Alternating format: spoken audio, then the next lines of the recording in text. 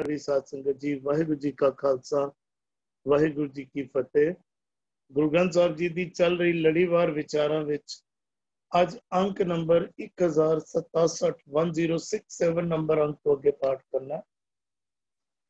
मारू राग तीजी पातशाही धन धन गुरु अमरदास जी के उच्चारण किए हुए सोहलियां दे पाठ चल रहे हैं, जिस विच 23वें सोलहे दे 8 पद्यां तक दे पाठ पहला हो चुके हैं। अज अगों पाठ करना।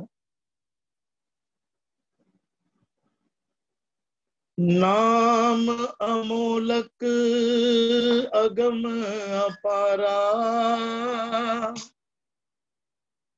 ना को होवा तोलनहारा।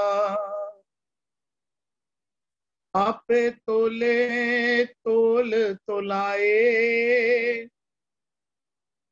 गुर शब्दी मेल तोलाया। नाम अमोलक अगम अपारा, ना को हुआ तोलनहारा। आपे तोले तोल तोलाए, गुर शब्दी मेल तोलाया।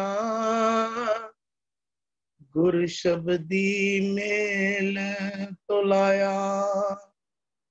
नाम अमोलक, गुरु साहब समझाना कर रहे हैं। नाम अमोलक, नाम अमोलक है, जिसका कीमत पाई नहीं जा सकती, बेशकीमती है। दुनियावी पदार्थां दी असी कीमत पा लेंदे आ, कीमत पा लेंदे आ असी किहड़ी चीज किन्ने दी कीमत है, पर नाम अमोलक है।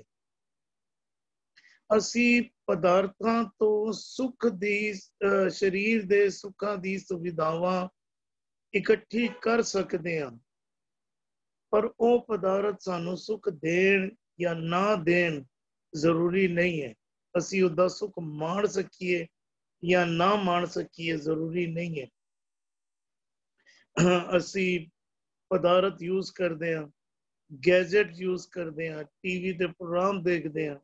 साडी तबीयत ठीक ना होए, जेड़े प्रोग्राम सानू रोजाना बहुत चंगे लगते सन, उहियो प्रोग्राम सानू रोला लगन लग पैंदे हैं। मोबाइल असी यूज इस्तेमाल करते हैं, जेड़ा मोबाइल तो असी कई किस्म के लाहे लेंदे हैं। तबीयत ना ठीक हो, उहियो मोबाइल नू हाथ लाउण दा भी जी नहीं करता।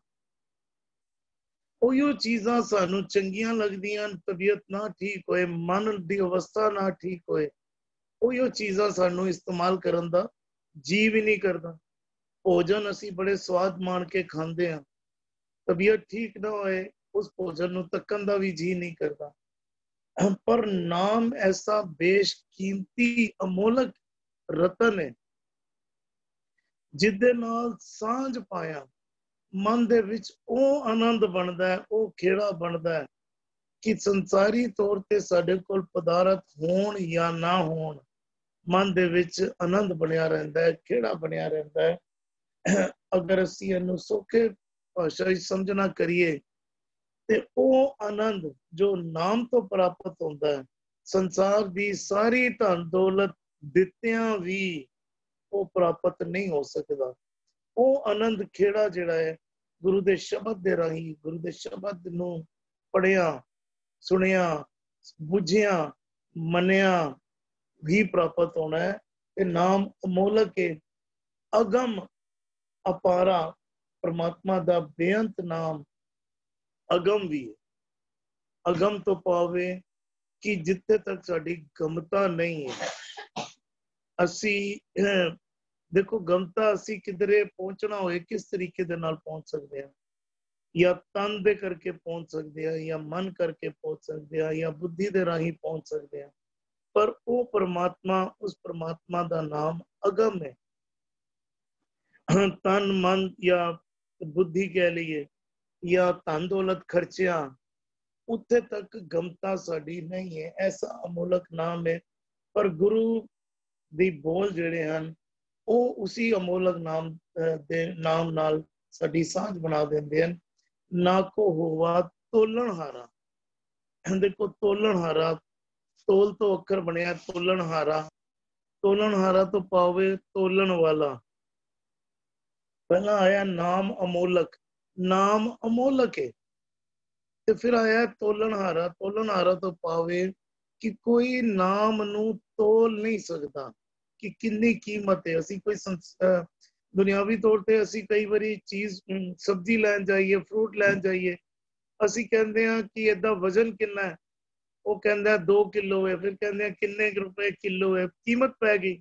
ਨਾ ਕੋ ਹੋਵਾ ਤੋਲਣਹਾਰਾ ਤੋਂ ਪਾਵੇ, ਕੋਈ ਉਸਦੀ ਕੀਮਤ ਨਹੀਂ ਪਾ ਸਕਦਾ, ਨਾਮ ਨੂੰ ਤੋਲ ਨਹੀਂ ਸਕਦਾ, ਵਜ਼ਨ ਨਹੀਂ ਕਰ ਸਕਦਾ। ਆਪੇ ਤੋਲੇ, ਉਹ ਪ੍ਰਮਾਤਮਾ ਆਪ ਹੀ ਇਸ ਦੀ ਕਦਰ ਜਾਣਦਾ ਹੈ, ਕੀਮਤ ਜਾਣਦਾ ਹੈ ਨਾਮ ਦੀ। ਤੋਲ, ਤੋਲ ਦੇ ਲੱਲੇ ਨੂੰ ਸਿਆਰੀਏ, ਤੋਲ ਕੇ ਕਦਰ ਕਰ ਜਾਣਦਾ ਹੈ। ਮਨ ਵਿੱਚ ਕਦਰ ਟਿਕਾ ਕੇ ਤੋਲਾਏ, ਮਨ ਦੇ ਵਿੱਚ ਨਾਮ ਦੀ ਕਦਰ ਜਿਹੜਾ ਹੈ ਵਸਾ ਦਿੰਦਾ ਹੈ। परमात्मा आप ही नाम दी कदर जानता है। तो जो गुरु दी शरण विच आंदा है, उसदे मन विच नाम दी कदर वसा देंदा है। कोई असी अपनी समर्थता दे नाल नाम नाल सांझ नहीं बना सकते, पर गुरु ऐसी बख्शिश करते हैं, परमात्मा ऐसी बख्शिश करता है कि गुरु दे नाल मिला के नाम दी कीमत साडे मन विच वसा दिंदा है। आपे तोले तोल तोलाए, गुर शब्दी मेल तोलाया।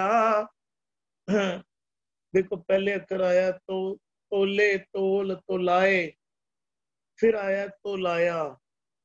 गुर शब्दी, गुरु दी शब्द दे राही मेल, मेल दे लल्ले नु सवारिए, अपने नाल मेल के तोलाया। उस अमोलक नाम दी कीमत ਜਿਹੜੀ ਹੈ, ਉਸ ਅਮੋਲਕ ਨਾਮ ਦੀ ਕਦਰ ਜਿਹੜੀ ਹੈ ਮਨ ਵਿੱਚ ਵਸਾ ਦਿੰਦਾ ਹੈ, ਮਨ ਵਿੱਚ ਟਿਕਾ ਦਿੰਦਾ ਹੈ। ਜਦੋਂ ਤੱਕ ਸਾਡੇ ਮਨ ਵਿੱਚ ਨਾਮ ਦੀ ਕਦਰ ਨਹੀਂ ਬੈਠੇਗੀ, ਅਸੀਂ ਜਦ ਤੱਕ ਨਾਮ ਦੇ ਅਮੋਲਕ ਨਾਮ ਹੈ ਇਹ ਗੱਲ ਨਹੀਂ ਸਮਝਾਂਗੇ, ਤਦ ਤੱਕ ਅਸੀਂ ਨਾਮ ਨੂੰ ਸੰਭਾਲ ਵੀ ਨਹੀਂ ਕਰਾਂਗੇ। ਜਦੋਂ ਉਹ ਪ੍ਰਮਾਤਮਾ ਮਨ ਦੇ ਵਿੱਚ ਇਹ ਟਿਕਾ ਦਿੰਦਾ ਹੈ, ਮਨ ਨੂੰ ਇਹ ਸਮਝਾ ਦਿੰਦਾ ਹੈ ਕਿ ਇਹ ਨਾਮ ਅਮੋਲਕ ਹੈ, ਤਾਂ ਅਸੀਂ ਉਹਦੀ ਸੰਭਾਲ ਕਰਨ ਲੱਗ ਪੈਂਦੇ ਹਾਂ, ਉਹਦੀ ਕਦਰ ਕਰਨ ਲੱਗ ਪੈਂਦੇ ਹਾਂ, ਉਹਨੂੰ ਉਹਦੇ ਮੁਤਾਬਿਕ ਗੱਲ ਮੰਨਣ ਲੱਗ ਪੈਂਦੇ ਹਾਂ। ਇਹ ਸਮਝੀਏ ਕਿ ਨਾਮ ਦੇ ਉੱਤੇ ਪੂਰਨ ਤੌਰ ਤੇ ਭਰੋਸਾ ਹੋ ਜਾਂਦਾ ਹੈ। ਜਦੋਂ ਭਰੋਸਾ ਹੋ ਜਾਏ ਤੇ ਨਾਮ ਦੇ ਮੁਤਾਬਿਕ ਅਸੀਂ ਕਾਰ ਵਿਹਾਰ ਕਰਨ ਲੱਗ ਪੈਂਦੇ ਹਾਂ। ਇਕਬਾਲ ਵੀਰ ਜੀ ਨੇ ਅਗਰ ਜੁਆਇਨ ਕੀਤਾ ਤੇ ਵੀਰ ਜੀ ਵਿਚਾਰ ਰੱਖਿਆ ਜੀ। ਹਾਂਜੀ, ਵਾਹਿਗੁਰੂ ਜੀ ਕਾ ਖਾਲਸਾ, ਵਾਹਿਗੁਰੂ ਜੀ ਕੀ ਫਤਿਹ ਜੀ। नाम अमोलक अगम अपारा। नाम एक वचन है जी, किहदा नाम? प्रभ का नाम। परमात्मा का जिहड़ा नाम है अमोलक है, उसकी दात नहीं दी जा सकती। यह नाम जिहड़ा गुरु ग्रंथ साहिब विच शोभत है।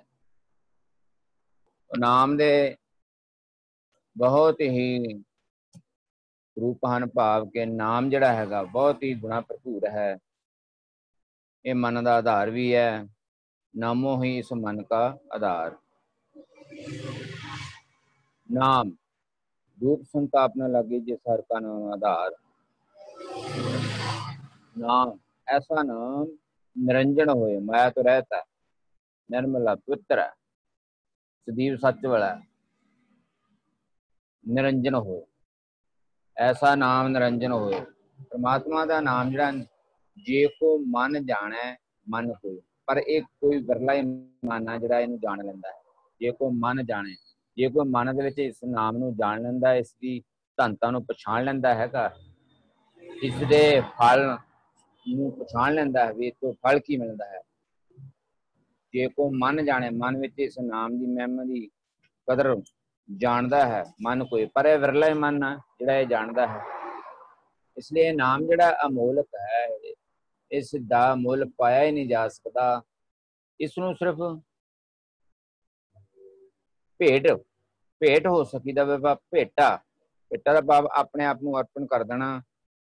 नाम दी दात लैनी है ते अपने आप नूं भाई गुरु दी शरण विच पाउणा पऊगा। अमोलक है, बिल्कुल मुल पाया ही नहीं जा सकता। अगम है, इनू गमता विच नहीं लेके आंदा जा सकता। ਅਗੰਮ ਅਪਾਰਾ।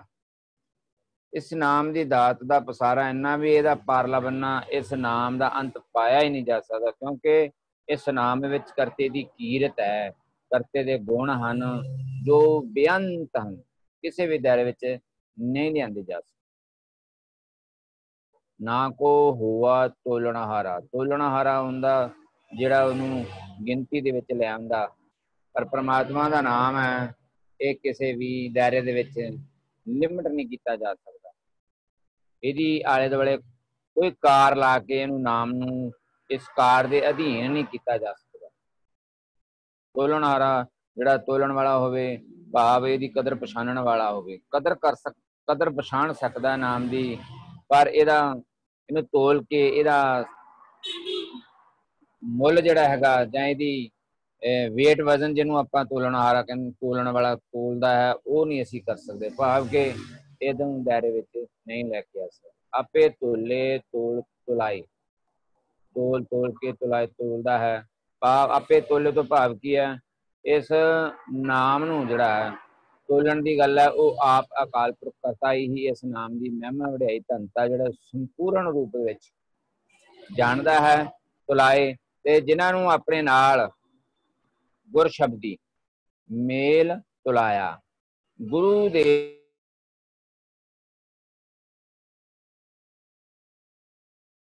ਵੀਰ ਜੀ ਆਪ ਜੀ ਦੀ ਆਡੀਓ ਆਫ ਹੋ ਗਈ ਹੈ।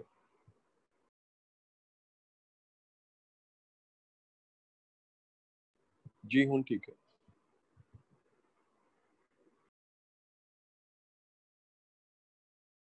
ਵੀਰ जी आवाज नहीं आ रही आप जी की। इकबाल ਵੀਰ जी आप जी की आवाज नहीं आ रही, ऑडियो ऑन है, आवाज नहीं आ रही। लेकिन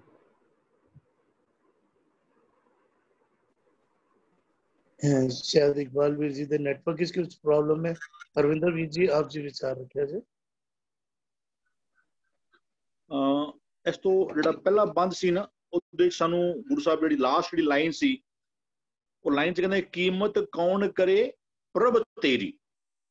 ਰੱਬ ਨੂੰ ਸੰਬੋਧਨ ਕਰਕੇ ਕਿਹਾ ਜਾ ਰਿਹਾ ਹੈ ਵੀ ਤੇਰੀ ਕੀਮਤ ਕੋਈ ਨਹੀਂ ਕਰ ਸਕਦਾ। ਕੀਮਤ ਕੌਣ ਕਰੇ ਪ੍ਰਭ ਤੇਰੀ, ਭਾਵ ਰੱਬ ਕੀਮਤ ਤੋਂ ਪਰਾਂ ਦਾ ਹੈ, ਰੱਬ ਦੀ ਵੈਲਿਊ ਜਿਹੜੀ ਨਾ ਉਹ ਨਹੀਂ ਪਾਈ ਜਾ ਸਕਦੀ। ਹੁਣ ਅੱਜ ਸਾਨੂੰ ਕਹਿੰਦੇ ਨਾਮ ਅਮੋਲਕ,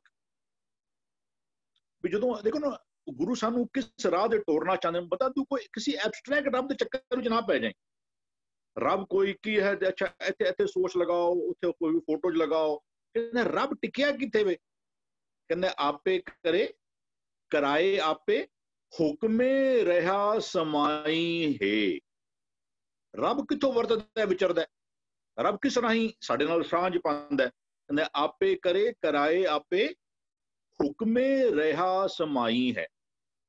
ਰੱਬ ਆਪਣੇ ਹੁਕਮਾਂ ਵਿੱਚੋਂ, ਅੱਜ ਕਹਿੰਦਾ ਹੁਕਮ ਕੀ ਨੇ, ਕਹਿੰਦਾ ਏਕੋ ਨਾਮ ਹੁਕਮ ਹੈ, ਨਾਨਕ ਸਤਿਗੁਰੂ ਦੀਆ ਬੁਝਾਏ ਜੀਓ।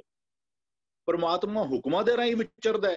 ਇਹਨਾਂ ਹੁਕਮਾਂ ਨੂੰ ਹੀ ਗੁਰੂ ਇਹਨੂੰ ਨਾਮ ਪੇ ਕਹਿੰਦੇ ਨੇ, ਏਕੋ ਨਾਮ ਹੁਕਮ ਹੈ। ਉਹ ਜਦੋਂ ਨਾਮ ਦੀ ਗੱਲ ਕਰਦੇ ਨਾ, ਕਹਿੰਦੇ ਨੇ ਹਰ ਨਾਮ ਹਮਾਰਾ ਪ੍ਰਭ। ਇਹ ਨਾਮ ਹੀ ਮੇਰੇ ਵਾਸਤੇ ਮਾਨੋ ਪਰਮਾਤਮਾ ਦਾ ਸਰੂਪ ਹੈ। ਕਹਿੰਦੇ ਹਰ ਨਾਮ ਹਮਾਰਾ ਪ੍ਰਭ ਅਵਗਤ ਅਗੋਚਰ ਅਬਨਾਸ਼ੀ ਪੁਰਖ ਵਿਧਾਤਾ। ਉਹ ਜੇ ਬੰਦੇ ਨੇ ਰੱਬ ਦੇ ਨਾਲ ਸਾਂਝ ਪਾਣੀ ਨਾ, ਬੰਦਾ ਫਿਰ ਕਿਸੇ ਐਬਸਟਰੈਕਟ ਦੇ ਨਾਲ ਕਿਹਦੇ ਨਾਲ ਸਾਂਝ ਪਾਏ। ਗੁਰੂ ਦੇਖੋ ਰੱਬ ਜਿਹੜਾ ਹੈ ਨਾ, ਕਿਉਂਕਿ ਰੱਬ ਇਤਨਾ ਮਲਟੀ ਕੁਝ ਹੈ, ਅਸੀਂ ਜੋ ਵਰਡ ਵੀ ਯੂਜ਼ ਕਰਨੇ ਪਏ ਨਾ ਸਿਰ ਤੇ ਭਾਰ ਚੁੱਕਨੇ ਪਏ। ਔਰ ਰੱਬ ਨੂੰ ਡਿਸਕ੍ਰਾਈਬ ਨਹੀਂ ਕੀਤਾ ਜਾ ਸਕਦਾ, ਲੇਕਿਨ ਡਿਸਕ੍ਰਾਈਬ ਤੇ ਕਰਨਾ ਪਏਗਾ। ਤੇ ਹੁਣ ਜੋ ਵਰਡਸ ਯੂਜ਼ ਉਹਦੇ ਇਤਨੇ ਡਾਇਮੈਂਸ਼ਨਸ ਨੇ ਰੱਬ ਦੇ, ਤੇ ਬੰਦਾ ਕਹੇ ਕਿ ਅੱਛਾ ਰੱਬ, ਉਹ ਤੋਂ ਇਹ ਨਹੀਂ ਕਿ ਵੀ ਉਹ ਐਬਸਟਰੈਕਟ ਰੱਬ ਨੂੰ ਢੂੰਡੇ ਜਾਈਏ। ਕਹਿੰਦਾ ਰੱਬ ਦੀ ਸਾਂਝ ਪਾਉਣਾ ਚਾਹੁੰਦਾ, ਕਹਿੰਦਾ ਜਿਹੜਾ ਰੱਬ ਦਾ ਨਾਮ ਹੈ ਨਾ ਉਹਦੇ ਨਾਲ ਸਾਂਝ ਪਾ ਲੈ। ਰੱਬ ਦਾ ਨਾਮ ਕੀ ਹੈ? ਰੱਬੀ ਹੁਕਮ। ਰੱਬ ਨੂੰ ਜੋ ਭਾਉਂਦਾ ਹੈ ਉਹ ਫਿਰ ਨਾਮ ਦੀ ਵਡਿਆਈ ਕਰਦੇ ਪਏ ਨੇ। ਇਸ ਤੋਂ ਪਹਿਲੀ ਪੰਕਤੀ ਸੀ ਵੀ ਕੀਮਤ ਕੌਣ ਕਰੇ ਪ੍ਰਭ ਤੇਰੀ। ਅਸੀਂ ਹੁਣ ਕਹਿੰਦੇ ਵੀ ਇੱਥੇ ਗੁਰੂ ਕਹਿੰਦੇ ਨਾਮ ਅਮੋਲਕ, ਉਹ ਜਿਹੜੇ ਹੁਕਮ ਨੇ ਕੋਈ ਉਹਨਾਂ ਹੁਕਮਾਂ ਦੇ ਰਾਹੀਂ ਹੀ ਮਾਨੋ ਪਰਮਾਤਮਾ ਦੇ ਹੁਕਮ ਹੀ ਪਰਮਾਤਮਾ ਦਾ ਸਰੂਪ ਹਨ, ਪਰਮਾਤਮਾ ਦਾ ਨਾਮ ਹੀ ਪਰਮਾਤਮਾ ਦਾ ਸਰੂਪ ਹੈ। ਫਿਰ ਕਹਿੰਦੇ ਨਾਮ ਅਮੋਲਕ ਅਗਮ ਅਪਾਰਾ। ਅਗਮ ਅਪਾਰਾ ਅਸੀਂ ਬਹੁਤ ਵਾਰ ਇਹਨਾਂ ਦੇ ਅਰਥ ਕਰ ਚੁੱਕੇ ਨੇ, ਜਿੱਥੇ ਤੱਕ ਪਹੁੰਚਣਾ ਹੋ ਸਕੇ, ਜਿੱਦਾਂ ਕੋਈ ਪਾਰਲਾ ਬੰਨਾ ਹੀ ਹੋਏ ਨਾ ਹੋਵੇ। ਜਦੋਂ ਨਾਮ ਅਮੋਲਕ ਕਹਿੰਦੇ ਸਾਚੇ ਨਾਮ ਕੀ ਤਿਲ ਵਡਿਆਈ। परमात्मा का नाम कितना अमोलक है। ਉਹਦੇ ਕਹਿੰਦੇ ਨੇ ਸਾਚੇ ਨਾਮ ਕੀ ਤਿਲ ਵਡਿਆਈ, ਕਹਿੰਦੇ ਆਖ ਤੱਕੈ ਕੀਮਤ ਨਹੀਂ ਪਾਈ। ਤੁਸੀਂ ਕਹਿ ਕਹਿ ਕੇ ਥੱਕ ਜਾਓਗੇ ਦੇਖੋ ਕਿਤਨਾ ਵੱਡਾ ਹੈ, ਕਿਤਨਾ ਵੱਡਾ ਹੈ। ਤੁਸੀਂ ਜਿਤਨਾ ਜੋ ਤੁਹਾਡੇ ਦਿਮਾਗ 'ਚ ਫਿਕਰ ਆਉਂਦੀ ਕਹੀ ਜਾਓ, ਕਹਿੰਦਾ ਉਹਦੀ ਕਹਿੰਦੇ ਆਖ ਤੱਕ ਸਾਚੇ ਨਾਮ ਦੀ ਤਿਲ ਮਾਤਰ ਵਡਿਆਈ ਵੀ ਜਿਹੜੀ ਨਾ ਉਹ ਨਹੀਂ ਕਰ ਪਾਓਗੇ। ਸਾਚੇ ਨਾਮ ਕੀ ਤਿਲ ਵਡਿਆਈ ਕਹਿੰਦੇ ਜੇ ਸਭ ਮਿਲ ਕੇ ਆਖਣ ਪਾਏ ਨਾ ਉਹ ਵੱਡਾ ਹੁੰਦਾ। ਇਨਫਿਨਿਟੀ ਪਲੱਸ ਅੱਜ ਕਹਿੰਦੇ ਵੀ ਅਸੀਂ ਸਾਰੇ ਵਰਡਸ ਯੂਜ਼ ਕਰਨੇ ਪਏ ਆ। ਬਾਕੀ ਰੱਬ ਕਿਸੇ ਸ਼ਬਦ ਦੇ ਦਾਇਰੇ ਵਿੱਚ ਆਉਣ ਵਾਲਾ ਜਸ ਉਹ ਹੈ ਤਸ ਲਖੇ ਨਾ ਕੋਈ ਅਕਸ਼ਰ ਰੱਬ ਨੂੰ ਪੂਰਨ ਤੌਰ ਤੇ ਬਿਆਨ ਨਹੀਂ ਕਰ ਸਕਦੇ। ਅਸੀਂ ਬਸ ਗੁਰੂ ਕੋਲੋਂ ਮਤ ਬੁੱਧ ਲੈ ਕੇ ਨਾ ਥੋੜਾ ਉਸ ਪਾਸੇ ਯਤਨ ਜ਼ਰੂਰ ਕਰਨਾ ਹੈ। ਬਾਕੀ ਸੱਚੇ ਨਾਮ ਦੀ ਵਡਿਆਈ ਨਾ ਸਾਚੇ ਨਾਮ ਕੀ ਤਿਲ ਵਡਿਆਈ ਕਹਿੰਦੇ ਨਾਮ ਅਮੋਲਕ ਨਾ ਪਾਇਆ ਜਾਏ, ਨਾਮ ਬੇਸ਼ਕੀਮਤੀ। ਉਹ ਕਹਿੰਦੇ ਹਾਂ ਨਾਮ ਅਮੋਲਕ ਨਾ ਪਾਇਆ, ਕਹਿੰਦੇ ਗੁਰ ਪ੍ਰਸਾਦ ਵਸੇ ਮੰਨਿਆ।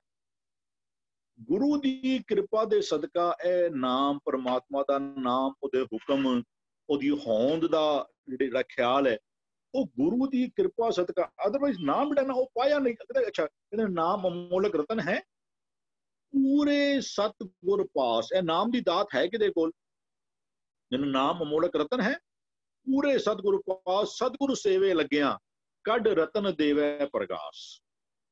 ਜਿਹੜਾ ਬੰਦਾ ਗੁਰੂ ਦੀ ਸ਼ਰਣੀ ਪੈ ਜਾਵੇ, ਗੁਰੂ ਕੋਲ ਆ ਜਾਵੇ, ਕਹਿੰਦੇ ਉਸ ਨੂੰ ਇਹ ਨਾਮ ਦੀ ਚਾਨਣ ਜਿਹੜਾ ਹੈ ਨਾ ਉਹ ਗੁਰੂ ਜਿਹੜਾ ਨਾ ਹੁਕਮਾਂ ਦੀ ਸੋਝੀ ਜਿਹੜਾ ਹੈ ਨਾ ਉਹ ਕਹਿੰਦਾ ਜਬ ਤੱਕ ਹੁਕਮ ਨਾ ਬੂਝਦਾ ਤਬ ਹੀ ਲੋ ਦੁਖੀਆ।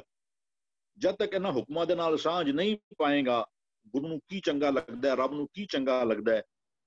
ਰੱਬ ਕੋਈ ਆਪਣੇ ਨਿਯਮ ਬਦਲੀ ਕਰਦਾ ਨਹੀਂ, ਉਹ ਉਹਦੇ ਨਿਯਮ ਨੇ, ਉਹ ਪ੍ਰੀ ਆਰਡੇਨਡ ਨੇ। ਤੂੰ ਆਪਣਾ ਭਲਾ ਚਾਹੁੰਦਾ ਹੈ ਤੇ ਤੂੰ ਆਪਣੇ ਜੀਵਨ ਨੂੰ ਤੈਨੂੰ ਐਸ ਪਰ ਨਾਮ ਤੈਨੂੰ ਉਸ ਕਨਫਰਮੇਸ਼ਨ ਤੇ ਲਿਆਣਾ ਪਏਗਾ। ਨਾਮ ਕੋਈ ਬਦਲੀ ਹੋਣ ਵਾਲਾ ਨਹੀਂ। ਇਹ ਹੁਕਮ ਜਿਹੜੇ ਨਾ ਹਮੇਸ਼ਾ ਕਾਇਮ ਰਹਿਣ ਵਾਲੇ ਨੇ। ਤੇ ਵੀ ਕਹਿੰਦੇ ਨਾਮ ਅਮੋਲਕ ਕੋ ਕਹਿੰਦਾ ਵੀ ਕੋਈ ਦੂਜਾ ਕਹਿੰਦਾ ਵੀ ਕਹਿੰਦਾ ਵੀ ਤੇਰੀ ਸਾਰਾ ਸ਼ਬਦ ਹੈ। ਪਰਸੋਂ ਇਹਨੂੰ ਕੋਟ ਕੀਤਾ ਸੀ ਆਪਾਂ ਨੇ ਵੀ ਕੋਟ ਕੋਟੀ ਮੇਰੀ ਆਰਜਾ ਕਰੋੜਾਂ ਸਾਲਾਂ ਦੀ ਹੋ ਜਾਵੇ। ਪਵਨ ਪੀਉਣ ਮੈਂ ਪਾਣੀ ਪੀਵਾਂ, ਜਿਹੜਾ ਹਵਾ ਨੂੰ ਪੀਂਦਾ ਹੋਵਾਂ ਮੈਂ, ਵੀ ਉਹ ਚੰਦ ਸੂਰਜ ਦੋਏ ਗੁਫੇ ਨਾ ਦੇਖਾਂ, ਸੁਪਨੇ ਸੌਣ ਨਾ ਥਾਂ, ਮੈਂ ਸੁਪਨੇ ਵਿੱਚ ਵੀ ਸੋਵਾਂ ਨਾ, ਵੀ ਮੈਂ ਐਸੀ ਕਿਸੇ ਗੁਫਾ ਵਿੱਚ ਬੈਠਿਆ ਰਵਾਂ ਜਿੱਥੇ ਨਾ ਮੈਨੂੰ ਸੂਰਜ ਦੇ ਚੜ੍ਹਨ ਦਾ ਪਤਾ ਲੱਗੇ ਨਾ ਕੋਈ ਚੰਦਰਮਾ ਚੜ੍ਹਨ ਦਾ ਪਤਾ ਲੱਗੇ। ਕਹਿੰਦੇ ਵੀ ਤੇਰੀ ਕੀਮਤ ਨਾ ਪਵੇ ਉਹ ਕੇਵੜ ਆਖਾਂ ਨਾ। ਉਹ ਸਾਰਾ ਸ਼ਬਦ ਹੀ ਜਿਹੜਾ ਹੈ ਨਾ ਉਹ ਸਾਰਾ ਉਹ ਕੁੱਸਾ ਕਟੀਆਂ ਵਾਰ ਪਿਸਣ ਪੀਸਾ ਪਾਉ ਅੱਗੀ ਸੇਤੀ ਜਾਲੀ ਹੈ, ਵੀ ਮੈਂ ਆਪਣੇ ਆਪ ਨੂੰ ਅੱਗ ਨਾਲ ਸਾੜ ਲਵਾਂ। ਵਸਮ ਸੇਤੀ ਰਲ ਜਾਓ, ਵੀ ਮੈਂ ਸੁਆਹ ਵਿੱਚ ਰਲ ਜਾਵਾਂ। ਕਹਿੰਦੇ ਵੀ ਤੇਰੀ ਕੀਮਤ ਨਾ ਪਵੇ। ਵੀ ਪੰਖੀ ਹੋਏ ਕਿ ਜੇ ਭਵਾਂ ਸਹਿ ਅਸਮਾਨੀ ਜਾਓ, ਨਦਰੀ ਕਿਸੇ ਨਾ ਆਵੋ ਨਾ ਕਿਜ ਪੀਆਂ ਨਾ ਖਾਓ। ਕਹਿੰਦਾ ਵੀ ਤੇਰੀ ਕੀਮਤ ਨਾ ਪਵੇ ਉਹ ਕੇਵੜ ਆਖਾਂ ਨਾ। ਨਾਮ ਦੀ ਵਡਿਆਈ, ਨਾਮ ਪਹਿਲਾਂ ਗੁਰੂ ਸਾਹਿਬ ਕਹਿੰਦੇ ਵੀ ਕੀਮਤ ਕੌਣ ਕਰੇ? ਪ੍ਰਭ ਤੇਰੀ। ਹੁਣ ਬੰਦਾ ਕਿਉਂਕਿ ਰੱਬ ਜਿਹੜਾ ਗੁਰੂ ਸਾਹਿਬ ਕਹਿੰਦੇ ਕਬੀਰ ਪਾਹਨ ਪਰਮੇਸ਼ਰ ਕੀਆ ਪੂਜੈ, ਸਭ ਲੋਕੀ ਪੱਥਰ ਨੂੰ ਵੀ ਰੱਬ ਸਮਝ ਕੇ ਪੂਜੀ ਜਾਂਦੇ ਪਏ ਨੇ। ਰੱਬ ਹੈ ਕੌਣ? ਰੱਬ ਦੀ ਤੇਰੇ ਵਿੱਚ ਕੋਈ ਪ੍ਰਤੀਤ ਤੇ ਆਵੇ ਨਾ, ਤੂੰ ਰੱਬ ਕਿਹਨੂੰ ਕਹਿਣਾ ਪਿਆ ਸੀ? ਰੱਬ ਤੇ ਕਹਿੰਦੇ ਪਏ, ਸਾਰੀ ਦੁਨੀਆ ਰੱਬ ਕਹਿੰਦੀ ਪਈ, ਲੇਕਿਨ ਲੋਕੀ ਪੱਥਰਾਂ ਨੂੰ ਵੀ ਰੱਬ ਸਮਝ ਕੇ ਪੂਜੀ ਜਾਂਦੇ ਪਏ ਨੇ। ਰੱਬ ਕਿੱਥੇ ਟਿਕਿਆ? ਕਹਿੰਦਾ ਆਪੇ ਕਰੇ ਕਰਾਏ ਆਪੇ ਹੁਕਮੇ ਰਿਆਸ ਗੁਣ ਮੇ ਏਕੋ ਨਿਰਭਰ ਸਾਚਾ। ਉਹ ਆਪਣੇ ਗੁਣਾਂ ਵਿੱਚ ਆਪਣੇ ਨਾਮ ਵਿੱਚ ਜਿਹੜਾ ਨਾ, ਜੇ ਰੱਬ ਦੀ ਸਾਂਝ ਕਰਨਾ ਚਾਹੁੰਦਾ ਜੀਵਨ ਗੁਣ ਧਾਰਨ ਕਰ ਲੈ, ਪਰਮਾਤਮਾ ਜਿਹੜਾ ਨਾਮ ਹੈ ਉਹਦੇ ਹੁਕਮ ਨੇ ਉਹਨਾਂ ਦੇ ਨਾਲ ਸਾਂਝ ਪਾ ਲੈ। ਕਹਿੰਦੇ ਅੱਗੇ ਕਹਿੰਦੇ ਨਾਮ ਅਮੋਲਕ ਅਗਮ ਪਾਰਾ ਨਾ ਕੋ ਹੋਆ ਤੋਲਨ ਹਾਰਾ। ਇਸ ਨੂੰ ਨਾਮ ਨੂੰ ਤੋਲ ਸਕੇ। ਨਾਮ ਕਿਤਨਾ ਵੱਡਾ ਹੈ। ਗੁਰੂ ਕਹਿੰਦੇ ਮੈਨੂੰ ਵੀ ਉਹ ਨਾਮ ਅਮੋਲਕ ਹੈ, ਉਹਦਾ ਮੁੱਲ ਨਹੀਂ ਪਾਇਆ ਜਾ ਸਕਦਾ। ਕਹਿੰਦੇ ਹਰ ਅੰਤ ਨਹੀਂ ਪਾਰਾਵਾਰ ਕੌਣ ਹੈ ਕਰੇ ਵਿਚਾਰ। ਜਗਤ ਪਿਤਾ ਹੈ ਸਰਬ ਪ੍ਰਾਣ ਕੋ ਆਧਾਰ। ਕੋਈ ਹੈ ਹੀ ਨਹੀਂ। ਕਹਿੰਦੇ ਕਵਨ ਤਰਾਜੀ ਕਵਨ ਤੁਲਾ ਤੇਰਾ ਕਵਨ ਸਰਾਫ ਬੁਲਾਵਾਂ। ਮੈਂ ਕਿਹੜੇ ਤਰਾਜੂ ਤੇ ਰੱਖ ਕੇ ਤੈਨੂੰ ਤੋਲਾਂ? ਕੋਈ ਤਰਾਜੂ ਹੈ ਹੀ ਨਹੀਂ। ਕੋਈ ਤਰਾਜੂ ਤੂੰ ਜੇ ਸਾਰਾ ਕੁਛ ਹੀ ਤੇਰਾ ਸਰੂਪ ਹੈ, ਜੇ ਸਭ ਗੋਬਿੰਦ ਹੈ ਤੇ ਮੈਂ ਕਹਿੰਦੇ ਕਵਨ ਤਰਾਜੀ ਕਵਨ ਤੁਲਾ ਤੇਰਾ ਕਵਨ ਸਰਾਫ, ਤੇਰੀ ਇਵੈਲੂਏਸ਼ਨ ਕਰ ਸਕੇ ਐਸੇ ਕਿਹੜੇ ਸ਼ਰਾਫ ਨੂੰ ਮੈਂ ਬੁਲਾ ਲਵਾਂ?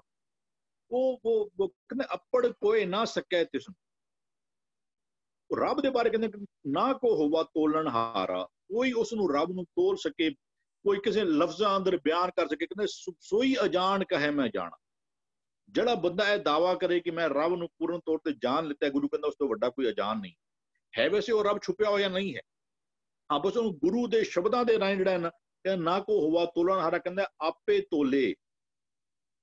ਇਹ ਨਾਮ ਦੀ ਕਦਰ ਜਿਹੜੀ ਹੈ ਨਾ, ਨਾਮ ਨੂੰ ਤੋਲੇ ਪਹਿਲੇ ਕਹਿੰਦੇ ਵੀ ਨਾ ਕੋ ਹੋਵਾ ਤੋਲਣ ਹਾਰਾ, ਕੋਈ ਨਾਮ ਨੂੰ ਤੋਲ ਸਕਦਾ ਐਸਾ ਕੋਈ ਹੈ ਨਹੀਂ।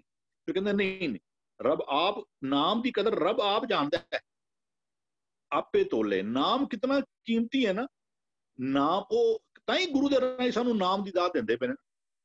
ਰੱਬ ਜਾਣਦਾ ਹੈ ਜੇ ਮੇਰੇ ਨਾਲ ਸਾਂਝ ਪਾਣੀ ਹੈ ਤੇ ਨਾਮ ਹੀ ਇੱਕ ਜ਼ਰੀਆ ਜਿਹਦੇ ਨਾਲ ਮੇਰੇ ਨਾਲ ਸਾਂਝ ਪੈ ਸਕਦੀ।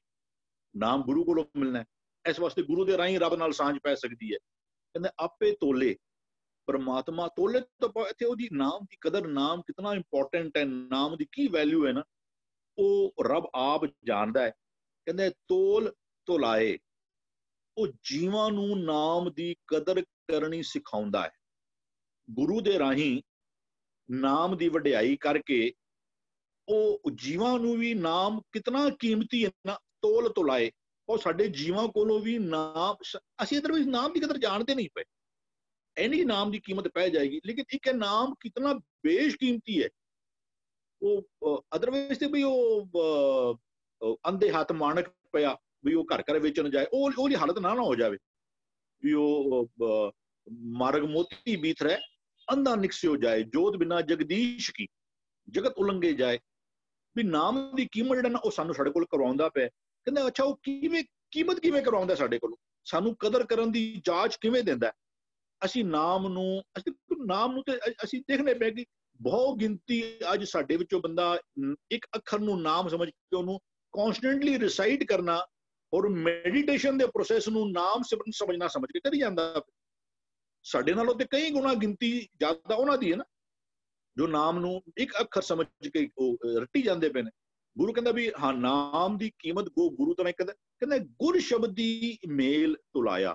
ਗੁਰੂ ਦੇ ਸ਼ਬਦਾਂ ਦੇ ਰਾਹੀਂ ਸਾਨੂੰ ਮਿਲਾ ਕੇ ਨਾ, ਗੁਰੂ ਦੇ ਸ਼ਬਦਾਂ ਦੇ ਨਾਲ ਮਿਲਾ ਕੇ ਸਾਨੂੰ ਫਿਰ ਨਾਮ ਦੀ ਕਦਰ ਪੈਂਦੀ ਹੈ। ਫਿਰ ਨਾਮ ਤੋਲਿਆ ਜਾਣ ਤੋਂ ਬਾਅਦ ਉਹਦੀ ਫਿਰ ਕਦਰ ਜਿਹੜੀ ਹੈ ਨਾ ਉਹ ਸਾਨੂੰ ਜਿਹੜੀ ਉਹ ਰੱਬ ਜਿਹੜਾ ਨਾ ਉਹ ਪੁਆ ਦਿੰਦਾ। ਹਾਂਜੀ ਬਿਲਕੁਲ। ਥੈਂਕ ਯੂ ਜੀ, ਬੜੀ ਅੱਛੀ ਡਿਟੇਲ, ਬੜੀ ਡਿਟੇਲ ਨਾਲ ਆਪ ਜੀ ਨੇ ਸਮਝਾਣਾ ਕੀਤਾ, ਧੰਨਵਾਦ ਆਪ ਜੀ ਦਾ। ਜੀ ਭੂਆ ਜੀ। ਨਾਮ ਅਮੋਲਕ ਅਗਮ ਅਪਾਰਾ, ਨਾ ਕੋ ਹੋਵਾ ਤੋਲਣ ਹਾਰਾ। ਨਾਮ ਇੱਕ ਹੈ, ਦ ਵਨਨੈਸ, ਜੋ ਗੁਣ ਹੈ, ਜੋ ਵਿਜ਼ਡਮ ਹੈ, ਨਾਲ ਹੀ ਉਹਦੇ ਸਾਰੇ ਐਡਜੈਕਟਿਵਸ ਲਗਾ ਦਿੱਤੇ। ਉਹ ਅਮੁੱਲ ਹੈ, ਪ੍ਰਾਈਜ਼ਲੈਸ, ਉਹ ਇਨਅਸੈਸਿਬਲ, ਅਗਮ ਹੈ, ਅਪਹੁੰਚ ਹੈ, ਅਪਾਰਾ, ਇਨਫਿਨਾਈਟ, ਅਨਲਿਮਿਟਿਡ, ਜਿਸਦਾ ਅੰਤ ਨਹੀਂ ਹੈ, ਜੋ ਤੋਲਿਆ ਨਹੀਂ ਜਾ ਸਕਦਾ। ਇਹ ਉਹਦੇ ਸਾਰੇ ਐਡਜੈਕਟਿਵਸ ਦੱਸੇ ਗਏ ਉਸ ਇੱਕ ਦੇ ਬਾਰੇ। ਪਰ ਜਦੋਂ ਇਹ ਮਨ ਉਸ ਇੱਕ ਨੂੰ ਸੋਧਦਾ ਹੈ, ਕਿੰਜ ਗੁਰ ਸ਼ਬਦੀ, ਉਸ ਇੱਕ ਦੀ ਸਿੱਖਿਆ ਦੇ ਰਾਹੀਂ, ਉਹਦੇ ਕਨਸੈਪਟਸ, ਉਹਦੇ ਗੁਣਾਂ ਦੇ, ਉਹਦੇ ਹੁਕਮ ਨੂੰ ਮੰਨਣ ਦੇ ਨਾਲ ਜਦੋਂ ਉਹ ਸੋਧਦਾ ਹੈ ਤੇ ਫਿਰ ਉਹ ਮਨ ਕਦਰ ਪਾਉਂਦਾ ਹੈ। ਪਤਾ ਲੱਗ ਜਾਂਦਾ ਹੈ ਕਿ ਉਸਦੀ ਜੋ ਇੱਕ ਨੂੰ ਸੋਧਿਆ ਹੈ ਉਸ ਦੀ ਹਰ ਇੱਕ ਐਡਜੈਕਟਿਵ ਦੀ ਕਦਰ ਪਾ ਲੈਂਦਾ ਹੈ। ਪਤਾ ਲੱਗ ਜਾਂਦਾ ਹੈ ਕਿ ਵਾਕਈ ਉਹ ਅਮੁੱਲ ਹੈ, ਅਗਮ ਹੈ, ਅਪਾਰ ਹੈ, ਅਤੁੱਲ ਹੈ। ਹਾਂਜੀ ਧੰਨਵਾਦ ਭੂਆ ਜੀ, ਬਿਲਕੁਲ ਸ਼ਾਰਟੇਜ आपने मन पे टुका के समझाना किया, धन्यवाद आप जी का। सेवक सेवे करे अरदास, तू आपे मेल बहाले पास, सबना जिया का सुखदाता, पूरे करम त्याया। सेवक सेवे करे अरदास, सेवक सेवे, सेवक बाबत पहला कई बारी गल हो चुकी है। सेवक सेवे, सेवदे हन। सेवक कौन हन? जो गुरु दे शब्द नू पढ़दे हन, सुनदे हन, बुझदे हन और बुझ के गुरु दी गल नू मनन लग पैंदे हन। गुरु कहे सुकार कमाए जियो, जो गुरु कहंदा है वो गल करन लग पैंदे हन, वो सेवक हन। कहंदे सेवक सेवे, सेवदे हन, भाव गुरु दी गल मनदे हन, करे अरदास, ते फिर वो अरदास करदे हन। की अरदास करदे हन? उस परमात्मा के चरणों में अरदास करते हैं कि मैनू अपने नाल जोड़ लै, तू आपे मेल बहा ले पास। हे परमात्मा, तू उन्हां दी अरदास सुनदा है, तू आपे मेल अपने नाल मेल के बहाले पास। बहाले तो की पावे, बिठा लेना, अपने कोल बिठा लैंदा है। तो आप ही उन्हां दी अरदास सुनदा है ते अपने कोल बिठा लैंदा है। ਅਸੀਂ ध्यान दईए ना, पहला अखर आया सेवक सेवे, सेवक सेवदे हन। ਅਸੀਂ ਸੁਖਮਣੀ ਸਾਹਿਬ ਦਾ ਵੀ ਪਾਠ ਕਰਦੇ ਹਾਂ। ਸੁਖਮਣੀ ਸੁਖ ਅੰਮ੍ਰਿਤ ਪ੍ਰਭ ਨਾਮ, ਭਗਤ ਜਨਾ ਕੇ ਮਨ ਵਿਸਰਾਮ। ਉੱਤੇ ਵੀ ਭਗਤ ਜਨ ਆਇਆ ਅਖਰ, ਭਗਤ ਜਨਾ ਕੇ, ਜਨਾ ਤੋਂ ਕੀ ਪਾਵੇ, ਸੇਵਕ। ਜੋ ਸੇਵਕ ਬਣ ਕੇ ਗੁਰੂ ਦੀ ਗੱਲ ਨੂੰ ਸਮਝਣਾ ਬੁਝਣਾ ਕਰਦੇ ਹਨ, ਮੰਨਣਾ ਕਰਦੇ ਹਨ, ਭਗਤ ਜਨਾ ਕੇ ਮਨ ਵਿਸਰਾਮ, ਉਹਨਾਂ ਦੇ ਮਨ ਵਿੱਚ ਟਿਕਾਵ ਆ ਜਾਂਦਾ ਹੈ, ਉਹਨਾਂ ਦਾ ਮਨ ਜੁੜ ਬੈਠਦਾ ਹੈ। ਹੁਣ ਇੱਥੇ ਗੁਰੂ ਸਾਹਿਬ ਸਮਝਾਣਾ ਕਰ ਰਹੇ ਹਨ, ਤੂੰ ਆਪੇ ਮੇਲ ਬਹਾਲੇ ਪਾਸ, ਆਪਣੇ ਨਿਕਟ ਤੂੰ ਬਿਠਾ ਲੈਂਦਾ ਹੈ।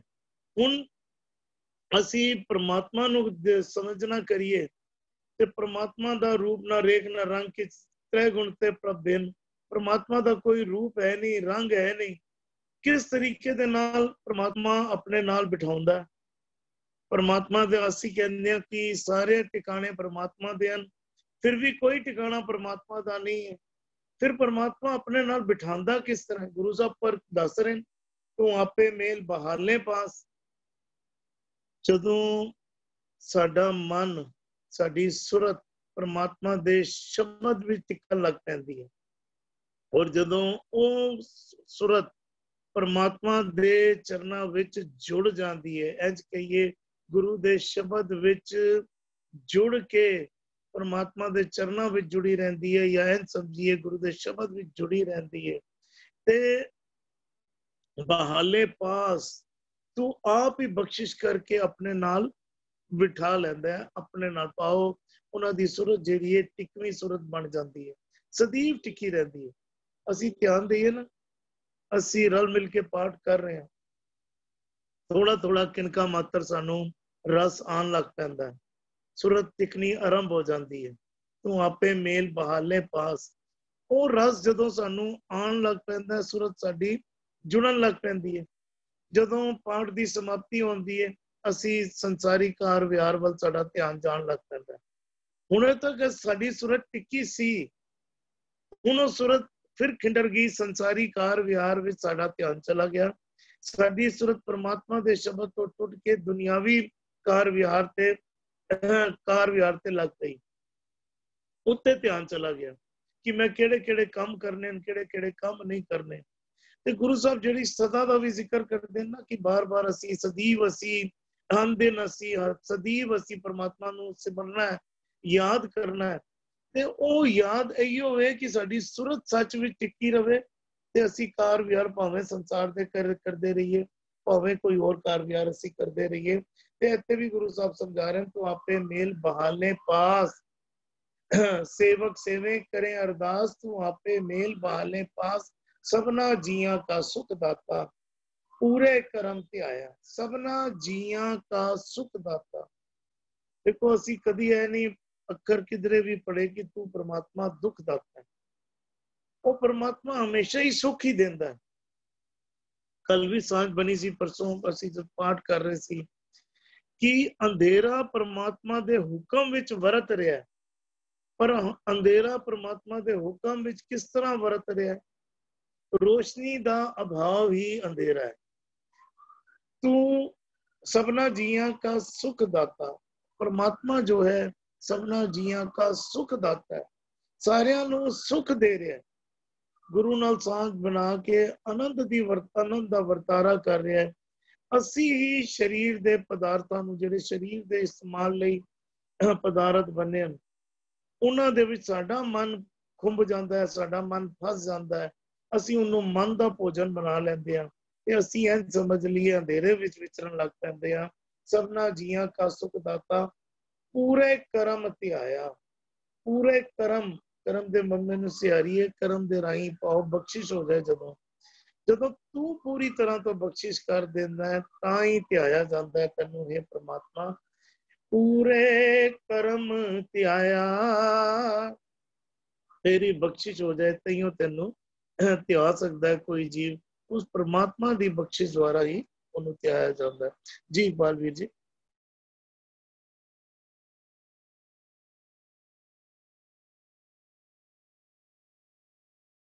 मेरे को इकबाल वीर जी का नेटवर्क अजे भी प्रॉब्लम है।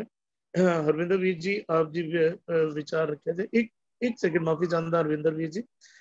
साडे नाल करमवीर सिंह वीर जी जुड़े हैं। करमवीर वीर जी अगर आप जी को आवाज आ रही है तो प्लीज अपना ऑडियो ऑन करके आप जी विचार रखे थे।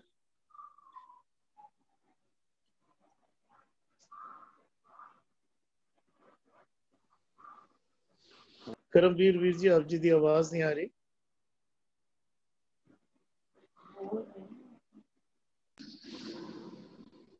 हाँ जी आवाज आ रही जी जी हुण आ रही आवाज। आप जी विचार रखे थे करमवीर वीर जी। सेवक सेने करें अरदास। सब तो पहला तो मैं पिछले 9 नंबर बंद च अगम के अर्थ जेड़े सी जेड़े मेरे ध्यान च आए।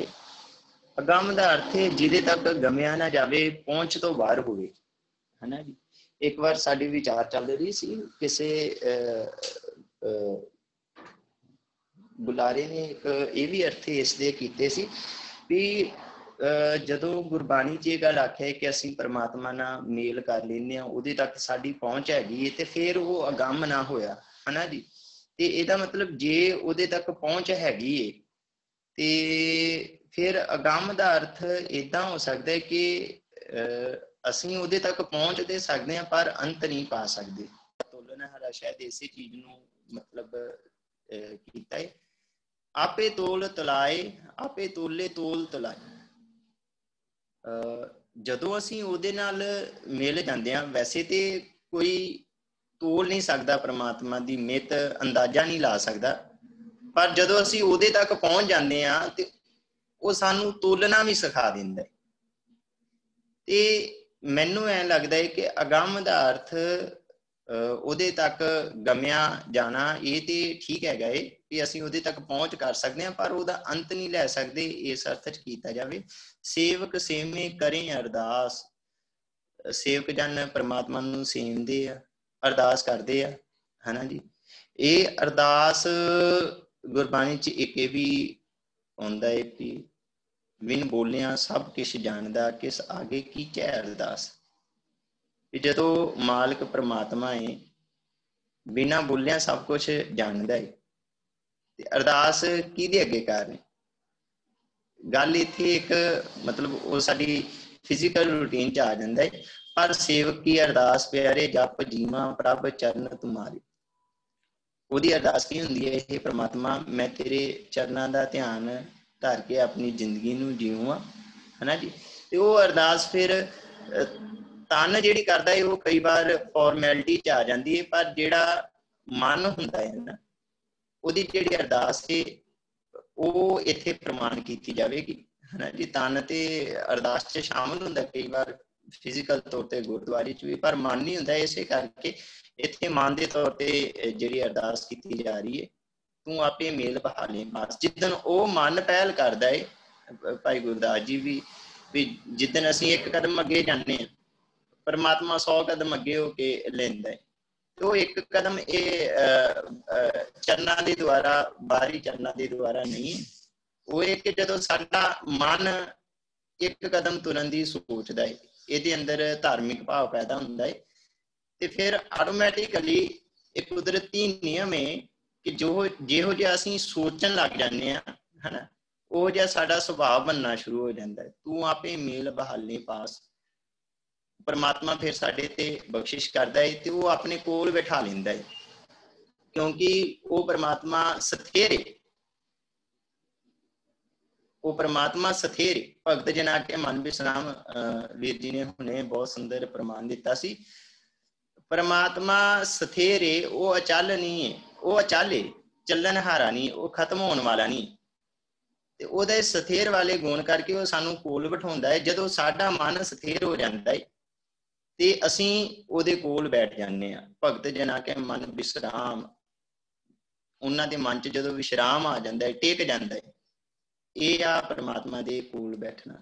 ਸਭਨਾ ਜੀਆਂ ਕਾ ਸੁਖਦਾਤਾ, ਉਹ ਪਰਮਾਤਮਾ ਸਾਰੇ ਜੀਆਂ ਦਾ ਸੁਖਦਾਤਾ ਹੈ, ਜਿਹਨੂੰ ਪ੍ਰੋਫੈਸਰ ਸਾਹਿਬ ਜੀ ਨੇ ਇਸੇ ਅਰਥਾਂ 'ਚ ਕੀਤਾ, ਇਹ ਪਰਮਾਤਮਾ ਤੂੰ ਸਭਨਾ ਜੀਆਂ ਦਾ ਦਾਤਾ ਹੈ, ਪੂਰੇ ਕਰਮ ਤੇ ਆਇਆ ਹੈ ਨਾ, ਤੇਰੇ ਪੂਰੀ ਬਖਸ਼ਿਸ਼ ਦੇ ਰਾਹੀਂ ਤੈਨੂੰ ਧਿਆਇਆ ਜਾ ਸਕਦਾ ਹੈ।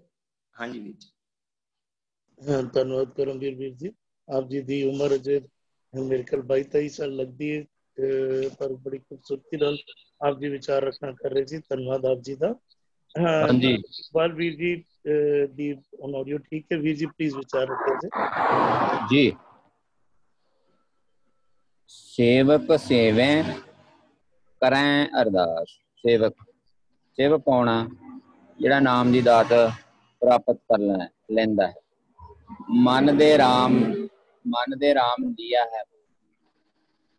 ਜਿਹੜਾ ਸੇਵਕ ਆਪਣਾ ਮਨ ਗੁਰੂ ਦੀ ਚਰਨੀ ਪ੍ਰਮਾਤਮਾ ਦੀ ਸ਼ਰਨ ਦੇ ਵਿੱਚ ਜੋੜ ਲੈਂਦਾ ਹੈ, ਰੱਖ ਦਿੰਦਾ ਹੈ, ਉਹ ਸੇਵਕ ਦੀ ਪਦਵੀ ਪ੍ਰਾਪਤ ਕਰ ਲੈਂਦਾ। ਸੇਵਕ ਸੇਵੇਂ, ਉਹ ਸਿਮਰਦੇ ਹਨ। ਜਿਹੜੇ ਭਗਤੀ ਕਰਦੇ ਹਨ, ਕਰੇ ਅਰਦਾਸ, ਤੇ ਅਰਦਾਸ ਵੀ ਕਰਦੇ ਹਨ, ਸ਼ੁਕਰਾਨਾ ਵੀ ਕਰਦੇ ਹਨ। ਸੇਵਕ ਸੇਵੇਂ ਬਹੁਵਚਨ ਹੈ ਜੀ। ਸੇਵਕ ਦਾ ਪੱਕੇ ਦਾ ਜਿਹੜਾ ਔਂਕੜਾ ਮੁਕਤ ਹੈ। ਸੇਵੇਂ, ਸੇਵਦੇ ਹਨ, ਇਹ ਵੀ ਬਹੁਵਚਨ, ਕਰੇ ਵੀ ਬਹੁਵਚਨ। ਅਰਦਾਸ, ਅਰਦਾਸ ਕਰਦੇ ਹਨ। ਜਿਹੜੇ ਤੇਰੇ ਸੇਵਕ ਹਨ, ਤੇਰੀ ਭਗਤੀ ਕਰਦੇ ਹਨ, ਜੋ ਭਗਤ ਹਨ ਉਹੀ ਸੇਵਕ ਹਨ, ਉਹ ਤੇਰੇ ਦਰ ਤੇ ਅਰਦਾਸ ਕਰਦੇ। ਤੂੰ ਆਪੇ ਮੇਲ ਬਹਾਲੈ ਪਾਸ। ਤੂੰ ਆਪ ਹੀ, ਹੈ ਵਾਹਿਗੁਰੂ ਜੀ, ਤੂੰ ਨਾ ਸੇਵਕਾਂ ਨੂੰ ਨਾਮ ਦੀ ਦਾਤ ਦੇ ਕੇ ਆਪ ਹੀ ਆਪਣੇ ਨਾਲ ਮੇਲ ਲੈਂਦਾ। ਮੇਲ ਕੇ ਬਹਾਲੈ ਪਾਸ। ਸਚਿਆਰ ਸਿੱਖ ਬੈਠੇ ਸਤਿਗੁਰ ਪਾਸ। ਵੀ ਜਿਹੜੇ ਸਚਿਆਰ ਸਿੱਖ ਹਨ ਉਹ ਸਤਿਗੁਰ ਦੀ ਸ਼ਰਨੀ ਸਦਾ ਪੈ ਰਹਿੰਦੇ ਹਨ, ਭਾਵ ਕੇ ਗੁਣਾਂ ਨਾਲ ਜੁੜੇ ਰਹਿੰਦੇ ਹਨ, ਸਿੱਖਿਆ ਉਪਦੇਸ਼ ਦੇ ਉੱਪਰ ਸਦਾ ਹੀ ਚੱਲਦੇ ਹਨ। ਬਹਾਲੇ ਪਾਸ ਭਾਵ ਕਿ ਉਹ ਗੁਣਾਂ ਵਿੱਚ ਲਿਪਤ ਰਹਿੰਦੇ ਹਨ, ਸਦਾ ਗੁਣ ਗਾਉਂਦੇ ਰਹਿੰਦੇ ਹਨ। ਸਭਨਾ ਜੀਆਂ ਕਾ ਸੁਖ ਦਾਤਾ। ਇਹ ਵਾਹਿਗੁਰੂ ਜੀ, ਤੂੰ ਸਾਰੇ ਹੀ ਜੀਵਾਂ ਨੂੰ ਸੁੱਖ ਦੇਣ ਵਾਲਾ ਹੈ। ਸੁਖਦਾਤਾ, ਸੁੱਖਾਂ ਦੀ ਦਾਤ ਦੇਣ ਵਾਲਾ। ਪੂਰੇ ਕਰਮ, ਵੱਡੇ ਭਾਗ ਹਰਸਿਓ ਬਣਾਈ। ਪੂਰੇ ਕਰਮ, ਬਖਸ਼ਿਸ਼, ਮਿਹਰ, ਨਦਰ। ਜਦੋਂ ਜੀਵ ਗੁਰੂ ਨੂੰ ਸਮਰਪਣ ਹੋ ਜਾਂਦਾ ਹੈ, ਗੁਰੂ ਦੀ ਸ਼ਰਨ ਪੈ ਜਾਂਦਾ ਹੈ, ਆਪਾ ਮੈਂ ਮੇਰੀ ਛੱਡ ਦਿੰਦਾ ਹੈ, ਉਹ ਬਖਸ਼ਿਸ਼ ਦਾ ਪਾਤਰ ਬਣ ਜਾਂਦਾ ਹੈ। ਜਦੋਂ ਪੂਰੇ ਭਾਗਾਂ ਦੇ ਨਾਲ ਜੀਵ ਜਿਹੜਾ ਪੂਰੇ ਕਰਮ, ਪੂਰੀ ਬਖਸ਼ਿਸ਼ ਦਾ ਪਾਤਰ ਬਣ ਜਾਂਦਾ ਹੈ, ਪਰਮਾਤਮਾ ਦੀ ਬਖਸ਼ਿਸ਼ ਦਾ, ਰਹਿਮਤ ਦਾ, ਨਦਰ ਦਾ ਪਾਤਰ ਬਣ ਜਾਂਦਾ ਹੈ, ਧਿਆਇਆ। ਤੇ ਉਹ ਜਿਹੜਾ ਸੇਵਕ ਹੈ, ਜਿਹੜਾ ਨਾਮ ਵਿੱਚ ਸਦਾ ਜੁੜਿਆ ਰਹਿੰਦਾ ਹੈ, ਉਹ ਸਦਾ ਹੀ ਸਿਮਰਨ ਕਰਦੇ ਹਨ, ਭਾਵ ਉਹ ਸਦਾ ਹੀ ਸਿਫਤ ਸਲਾਹ ਕੀਰਤੀ ਉਸਤਤ ਸਤਿਗੁਰੂ ਅਕਾਲ ਪੁਰਖ ਦੇ ਗੁਣਾਂ ਨੂੰ ਜੀਵਨ ਵਿੱਚ ਧਾਰ ਕੇ ਆਪਣੇ ਕਰਮ ਕਰਦੇ ਹਨ, ਤੋਂ ਭਾਵ ਸਿਮਰਦੇ ਹਨ ਜੀ। ਧੰਨਵਾਦ ਇਕਬਾਲ ਵੀਰ ਜੀ। ਆਪ ਜੀ ਨੇ ਪੂਰੇ ਭਾਗ ਜਦੋਂ ਜਾਗ ਪੈਂਦੇ ਨੇ ਤੇ ਬਖਸ਼ਿਸ਼ ਦੇ ਰਾਹੀਂ ਕੀ ਹੁੰਦਾ ਹੈ। ਧੰਨਵਾਦ ਆਪ ਜੀ ਦਾ ਜੀ। ਅਰਵਿੰਦਰ ਵੀਰ ਜੀ, ਇਹਦੇ ਗੁਰੂ ਸਾਹਿਬ ਦੀ ਬਿਰਤੀ ਹੈ ਨਾ, ਇੱਕ ਸੇਵਕ ਦੀ ਜੋ ਬਿਰਤੀ ਹੈ, ਉਹ ਇੱਕ ਅਸਾਂ ਦੀ ਵਾਰ ਅਸੀਂ ਹੋਰ ਵੀ ਪੜ੍ਹਨੇ, ਕਹਿੰਦੇ ਚਾਕਰ ਲੱਗੇ ਚਾਕਰੀ ਨਾਲੇ ਗਾਰਬਵਾਦ, ਗੱਲਾਂ ਕਰੇ ਘਨੇਰੀਆਂ ਖਸਮ ਨਾ ਪਾਏ ਸਾਧ। ਇਹ ਗੁਰੂ ਨੂੰ ਉਹ ਪ੍ਰਵਾਨ ਨਹੀਂ ਹੈ ਜੇ ਅਸੀਂ ਸੇਵਾ ਵੀ ਕਰੀਏ ਔਰ ਨਾਲ ਉਹਦੀ ਗਿਣਤੀ ਮਿਣਤੀ ਵੀ ਕਰ ਦਈਏ, ਚਾਕਰ ਲੱਗੇ ਚਾਕਰੀ ਨਾਲੇ ਗਾਰਬਵਾਦ। ਤੇ ਗੁਰੂ ਕਿਹਨੂੰ, ਸੇਵਕ ਕਿਹਨੂੰ ਕਹਿੰਦੇ ਪਏ ਨੇ? ਕਹਿੰਦਾ ਸੇਵਕ ਕੈਸਾ ਹੋਣਾ ਚਾਹੀਦਾ, ਜਾਂ ਸੇਵਕ ਕਿਹਨੂੰ ਕਿਹਾ ਜਾਏ? ਕਹਿੰਦਾ ਸੇਵਕ ਸੇਵੈ ਕਰਹਿ ਅਰਦਾਸ। ਉਹਦੀ ਸੇਵਾ ਚਾਕਰੀ ਵਿੱਚ ਲੱਗਿਆ ਵੀ ਨਾ, ਉਹ ਮਨ ਵਿੱਚ ਭਰੋਸਾ ਜਿਹੜਾ ਹੈ ਨਾ, ਉਹ ਮਨ ਵਿੱਚੋਂ ਵੀ ਮੈਂ ਕਰਨਾ ਪਿਆ, ਮੇਰੇ ਕੋਲ ਹੋ ਜਾਏਗਾ, ਮੇਰੇ ਕੀਤਿਆਂ ਹੋ ਜਾਣਾ ਹੈ। ਕਹਿੰਦੇ ਜੋ ਤੂੰ ਕਰੇ ਸੋਈ ਫੁਨ ਹੋਏ ਮਾਰੇ ਨਾ ਰਾਖੇ ਦੂਜਾ ਕੋਈ। ਮਨ ਵਿੱਚ ਤੇਰੇ ਨਾ ਵੀ ਤੂੰ ਸਭ ਗੁਰੂ ਦੇ ਦੱਸੇ ਰਾਹ ਤੇ ਟੁਰਦਿਆਂ ਤੇਰੇ ਮਨ ਦਾ ਕभी ਉਹ ਜਿਹੜਾ ਕਹਿੰਦੇ ਤੂੰ ਕਰਤਾ ਕਰਨਾ ਮੈਂ ਨਹੀਂ, ਜਾਂ ਹੋਂ ਕਰੀ ਨਾ ਹੋਈ। ਜੇ ਕਿਸੇ ਕੰਮ ਨੂੰ ਮੈਂ ਕਰਨ ਜਾਵਾਂਗਾ ਫਿਰ ਉਹ ਮੇਰੇ ਕੋਲ ਹੋਣ ਵਾਲਾ ਨਹੀਂ, ਕਰਨ ਵਾਲਾ ਤੂੰ। ਇਹ ਜਿਹੜੀ ਅਰਦਾਸ ਬੇਨਤੀ ਜਿਹੜੀ ਨਾ, ਅਸੀਂ ਕਹਿੰਦੇ ਕਰਮ ਕਰਤ ਹੋਵੇ ਨਹਿ ਕਰਮ। ਅੱਛੇ ਕੰਮ ਕਰਦਿਆਂ ਵੀ ਉਹ ਕਹਿੰਦੇ ਉਦਮ ਕਰੋ, ਕਹਿੰਦੇ ਅੱਗੇ ਕਹਿੰਦੇ ਕਰਾਉ ਠਾਕੁਰ, ਮੈਂ ਕਰਾਂ, ਲੇਕਿਨ ਕਰਵਾਉਣ ਵਾਲਾ ਕੌਣ ਹੈ? ਤੂੰ ਹੈ। ਸਾਡੀ ਜ਼ਿੰਦਗੀ ਵਿੱਚੋਂ ਜੇ ਅਸੀਂ ਅਸੀਂ ਰੱਬ ਨੂੰ ਕੋਈ ਅਰਪਣ ਕਰ ਸਕਦੇ ਨਹੀਂ। ਅਸੀਂ ਜੇ ਸਮਝੀਏ ਕਿ ਮੈਂ ਆਪਣਾ ਸਮਾਂ ਦੇਣਾ ਪਿਆ, ਮੈਂ ਕਰਨਾ ਪਿਆ ਨਾ, ਸਾਡੇ ਮਨ ਵਿੱਚ ਫੁਰਨਾ ਇਹ ਹੋਣਾ ਚਾਹੀਦਾ ਕਿ ਇਹ ਮਾਲਕ ਤੇਰੀ ਬਖਸ਼ਿਸ਼, ਇਹ ਤੂੰ ਮੇਰੇ ਤੇ ਬੜੀ ਰਹਿਮਤ ਕੀਤੀ, ਬੜੀ ਕਿਰਪਾ ਕੀਤੀ। ਜੇ ਮੈਂ ਤੇਰੇ ਨਾਲ, ਜੇ ਉਹ ਕਹਿੰਦਾ ਹਮ ਤੇ ਕਛੂ ਨਾ ਹੋਏ ਮੇਰੇ ਸੁਆਮੀ, ਕਰ ਕਿਰਪਾ ਆਪਣਾ ਨਾਮ ਦੇ। ਤੂੰ ਮੇਰੇ ਤੇ ਬਖਸ਼ਿਸ਼ ਕਰ। ਤੂੰ ਜਿਹੜਾ ਹੈ ਨਾ ਵੀ ਉਹਦੇ ਮਨ ਵਿੱਚੋਂ ਇਹ ਅਰਦਾਸ ਬੇਨਤੀ ਕਦੀ ਨਹੀਂ ਜਾਣੀ ਚਾਹੀਦੀ ਵੀ ਉਹ ਅਸੀਂ ਕਹੀਏ ਅਸੀਂ ਮੈਂ ਕਰ ਦੇਵਾਂਗਾ, ਮੇਰੇ ਕੋਲ ਹੁੰਦਾ ਪਿਆ। ਗੁਰੂ ਕਹਿੰਦੇ ਜੋ ਮੈਂ ਚਿਤਮੋ ਨਾ ਕਰੇ ਕਿਆ ਮੇਰੇ ਚਿਤਵੇ ਹੋਏ, ਆਪਣਾ ਚਿਤਵੇ ਹਰ ਕਰੇ ਜੋ ਮੇਰੇ ਚਿਤ ਨਾ ਹੋਏ। ਉਹ ਕਿਉਂਕਿ ਜੇ ਉਹ ਕਹਿੰਦੇ ਨਰ ਚਾਹਤ ਕਚੌਰ ਅਵਰੇ ਕੀ ਅਵਰੇ ਭਈ, ਤੂੰ ਰੱਬ ਦੀ ਚਾਕਰੀ ਵਿੱਚ ਲੱਗਿਆ, ਤੇਰੇ ਮਨ ਦੀ ਬਿਰਤੀ ਹਮੇਸ਼ਾ ਇਹੀ ਹੋਵੇ, ਤੇਰੇ ਮਨ ਵਿੱਚ ਅਰਦਾਸ ਕਦੀ। ਅਰਦਾਸ ਦੇ ਆਖਰੀ ਅਰਥ ਕੀ ਨੇ? ਦਾਸ ਬਣ ਕੇ ਅਰਜ਼ ਕਰਨੀ, ਨਿਮਾਣਾ ਹੋ ਕੇ, ਕਿਸੇ ਅਭਿਮਾਨ ਤੇ ਨਹੀਂ, ਔਰ ਕਿਸੇ ਚੀਜ਼ ਨੂੰ ਚਿਤਾਰ ਕੇ ਵੀ ਨਹੀਂ ਕਿ ਦੇਖੋ ਮੈਂ ਇਹ ਕੰਮ ਕੀਤਾ ਹੈ ਤੇ ਮੈਨੂੰ ਇਹਦੇ ਏਵਜ ਵਿੱਚ ਇਹ ਮਿਲਣਾ ਚਾਹੀਦਾ, ਨਹੀਂ। ਕਹਿੰਦਾ ਸੇਵਕ ਸੇਵੈ ਕਰੇ ਅਰਦਾਸ, ਕਹਿੰਦਾ ਤੂੰ ਆਪੇ ਮੇਲ ਬਹਾਲ ਹੈ, ਤੇਰੀ ਕਿਰਪਾ ਹੈ। ਇਹ ਮੈਂ ਇਹਨੂੰ ਅਰਨ ਨਹੀਂ ਕੀਤਾ ਹੋਇਆ, ਮੈਂ ਇਹਦਾ ਹੱਕਦਾਰ ਜਿਹੜਾ ਹੈ ਨਾ ਉਹ ਨਹੀਂ ਬਣਿਆ ਹੋਇਆ। ਇੱਕ ਹੋਰ ਥਾਂ ਕਹਿੰਦੇ ਏਕ ਨਹੀਂ ਦਾਤ ਆਪਸ ਤੇ ਜੋ ਪਾਈਏ, ਫਿਰ ਉਹ ਦਾਤ ਨਹੀਂ ਰਹਿ ਜਾਏਗੀ। ਜਦੋਂ ਤੇਰੇ ਮਨ ਵਿੱਚ ਇਹ ਭਾਵਨਾ ਬਣ ਗਈ ਨੇ ਕਿ ਇਹ ਮੈਂ ਕਮਾਈ ਹੋਈ ਹੈ, ਮੈਂ ਇਹਦਾ ਹੱਕਦਾਰ ਹਾਂ, ਇਹਨੂੰ ਮਿਲਣੀ ਚਾਹੀਦੀ ਸੀ ਤਾਂ ਕਰਕੇ ਮਿਲੀ ਹੈ, ਫਿਰ ਔਰ ਤੁਮਰੀ ਕਿਰਪਾ ਮੈਂ ਸੂਖ ਕਨੇਰੇ, ਮੇਰੀ ਕਮਾਈ ਵਿੱਚ ਨਹੀਂ। ਜੇ ਮੈਂ ਕਮਾ ਕੇ ਲਵਾਂਗਾ ਨਾ ਤਾਂ ਮੇਰਾ ਤਾਂ ਸ਼ਾਇਦ ਦੁੱਖਾਂ ਦਾ ਕਾਰਨ ਬਣ ਸਕਦਾ। ਜਦੋਂ ਸਾਰਾ ਅਸੀਂ ਜੈ ਪ੍ਰਸਾਦ ਪੜ੍ਹਨੇ ਪਿਆ ਹੈ ਕਿ ਜੈ ਪ੍ਰਸਾਦ, ਗੁਰੂ ਨੇ ਕਹਿੰਦਾ 36 ਪ੍ਰਕਾਰ ਦੇ ਭੋਜਨ, ਗੁਰੂ ਨੇ ਕਹਿੰਦਾ ਨਾ ਖਾ, ਲੇਕਿਨ ਜੋੜ ਕੀ ਜੈ ਪ੍ਰਸਾਦ 36 ਅੰਮ੍ਰਿਤ ਖਾ, ਜੈ ਪ੍ਰਸਾਦ ਸੁਖ ਸੇਜ, ਗੁਰੂ ਨੇ ਕਹਿੰਦਾ ਪੂਜੇ ਸੋ, ਗੁਰੂ ਨੇ ਕਹਿੰਦਾ ਸਰੀਰ ਨੂੰ ਕਸ਼ਟ ਦੋ। ਇਹ ਕੋਈ ਇਹ ਵਾਲਾ ਸਿਧਾਂਤ ਗੁਰਮਤਿ ਦਾ ਨਹੀਂ ਹੈ, ਸਰੀਰ ਨੂੰ ਕਸ਼ਟ ਦੇਣ ਵਾਲਾ। ਕਹਿੰਦਾ ਵੀ ਉਹ ਤਨ ਨਾ ਤਪਾਏ ਤਨੂਰ ਜੋ, ਬਾਲਨ ਹੱਡ ਨਾ ਬਾਲ, ਲੇਕਿਨ ਅੱਛੇ ਪਲੰਗ ਤੇ ਸੌਂਦਿਆਂ ਉਸਨੂੰ ਰੱਬ ਦੀ ਬਖਸ਼ਿਸ਼ ਜੋ ਰੱਬ ਦੇ ਨਾਲ ਮਿਲਾਪ, ਇੱਕ ਨਹੀਂ ਦਾਤ ਆਪਸ ਤੇ ਜੋ ਪਾਈਏ, ਨਾਨਕ ਸਾਹ ਕਰਮਾਤ ਸਾਹਿਬ ਤੁਠੇ ਜੋ ਮਿਲੇ। ਇਹ ਜਿਹੜਾ ਰੱਬ ਦੀ ਬਖਸ਼ਿਸ਼ ਸਦਕਾ ਮਿਲਦਾ ਨਾ ਵੀ ਉਹ ਆਪਨ ਕੀਆ ਕਛੂ ਨਾ ਹੋਏ, ਜੋ ਹਰ ਭਾਵੈ ਤਿਉਂ ਰਹੀਏ ਤਿਉਂ ਰੱਖੀਏ।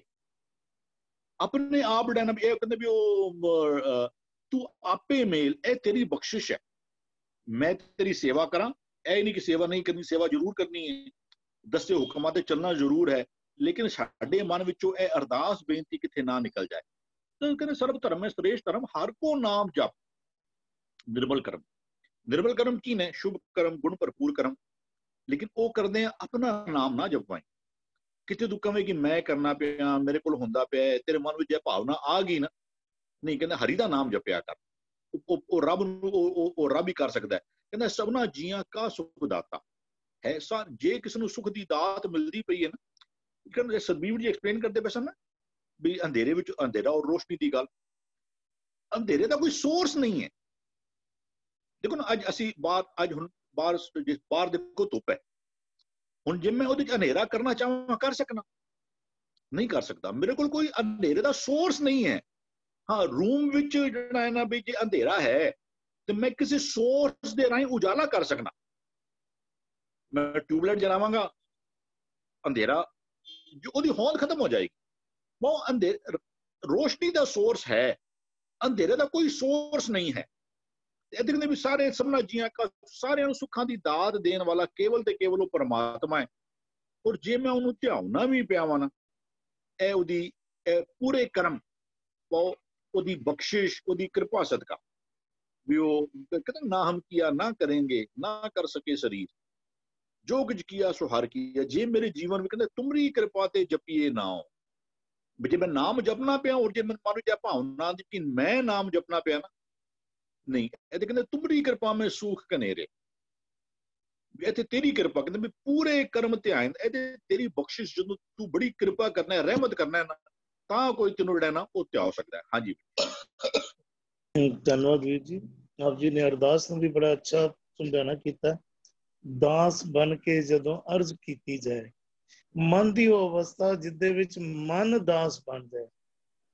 ਅਸੀਂ ਅਰਦਾਸ ਵੀ ਕਰਦੇ ਹਾਂ ਤੇ ਨਾ ਜਾਣੇ ਸ਼ਾਇਦ ਆਪਣਾ ਇਖਤਿਆਰ ਸਮਝ ਕੇ ਸ਼ਾਇਦ ਕਰਦੇ ਹਾਂ।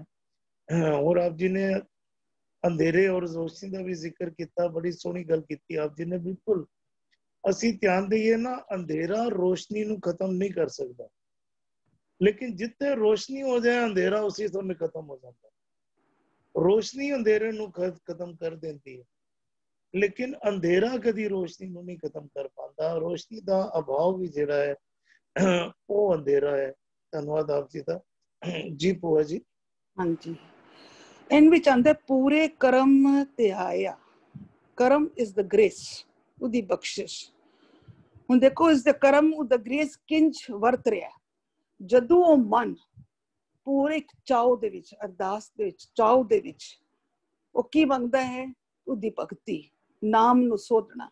ਜਦੋਂ ਉਸਦੀ ਇੱਕ ਦੇ ਗੁਣਾ, ਉਹਦੇ ਸਿੱਖਿਆ ਨੂੰ ਮਨ ਪੂਰੀ ਚਾਉ ਵਿੱਚ ਆ ਕੇ ਉਹਦੇ ਨਾਲ ਮੇਲ ਮਿਲਾਪ ਕਰ ਲੈਂਦਾ ਹੈ, ਸਮਝੋ ਆਪਣੇ ਆਪ ਨੂੰ ਟਿਊਨਡ ਕਰ ਲੈਂਦਾ ਹੈ।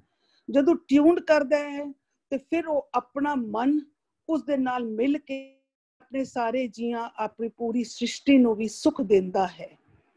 ਇਹੀ ਉਸਦੀ ਗ੍ਰੇਸ ਹੈ, ਇਹੀ ਉਸਦੀ ਬਖਸ਼ਿਸ਼ ਹੈ। ਹਾਂਜੀ, ਧੰਨਵਾਦ ਭੂਆ ਜੀ। ਬਿਲਕੁਲ ਸ਼ਾਰਟ ਵਿੱਚ ਆਪ ਜੀ ਟੂ ਦਾ ਪੁਆਇੰਟ ਸਮਝਾਉਂਦੇ ਹੋ।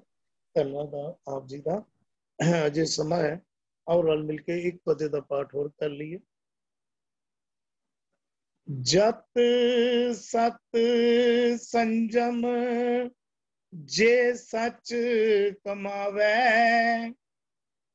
ਐ ਮਨ ਨਿਰਮਲ ਜੇ ਹਰ ਗੁਣ ਗਾਵੇ। ਇਸ ਬਿਖ में अमृत प्राप्त होवे, हर जियो मेरे पाया, हर जियो मेरे पाया। जत सत संजम, जत सत संजम, जत सत अलग वक्रे वक्रे विशेषण ਹਨ। ਜੇਕਰ ਜਤ ਅਸੀਂ ਸਮਝਣਾ ਕਰੀਏ ਤੇ ਸਰੀਰ ਨੂੰ ਵਿਕਾਰਾਂ ਵੱਲੋਂ ਰੋਕਣਾ, ਕਾਮ ਵਾਸਨਾਵਾਂ ਵੱਲੋਂ ਰੋਕਣਾ ਜਤ ਅਖਵਾਂਦਾ।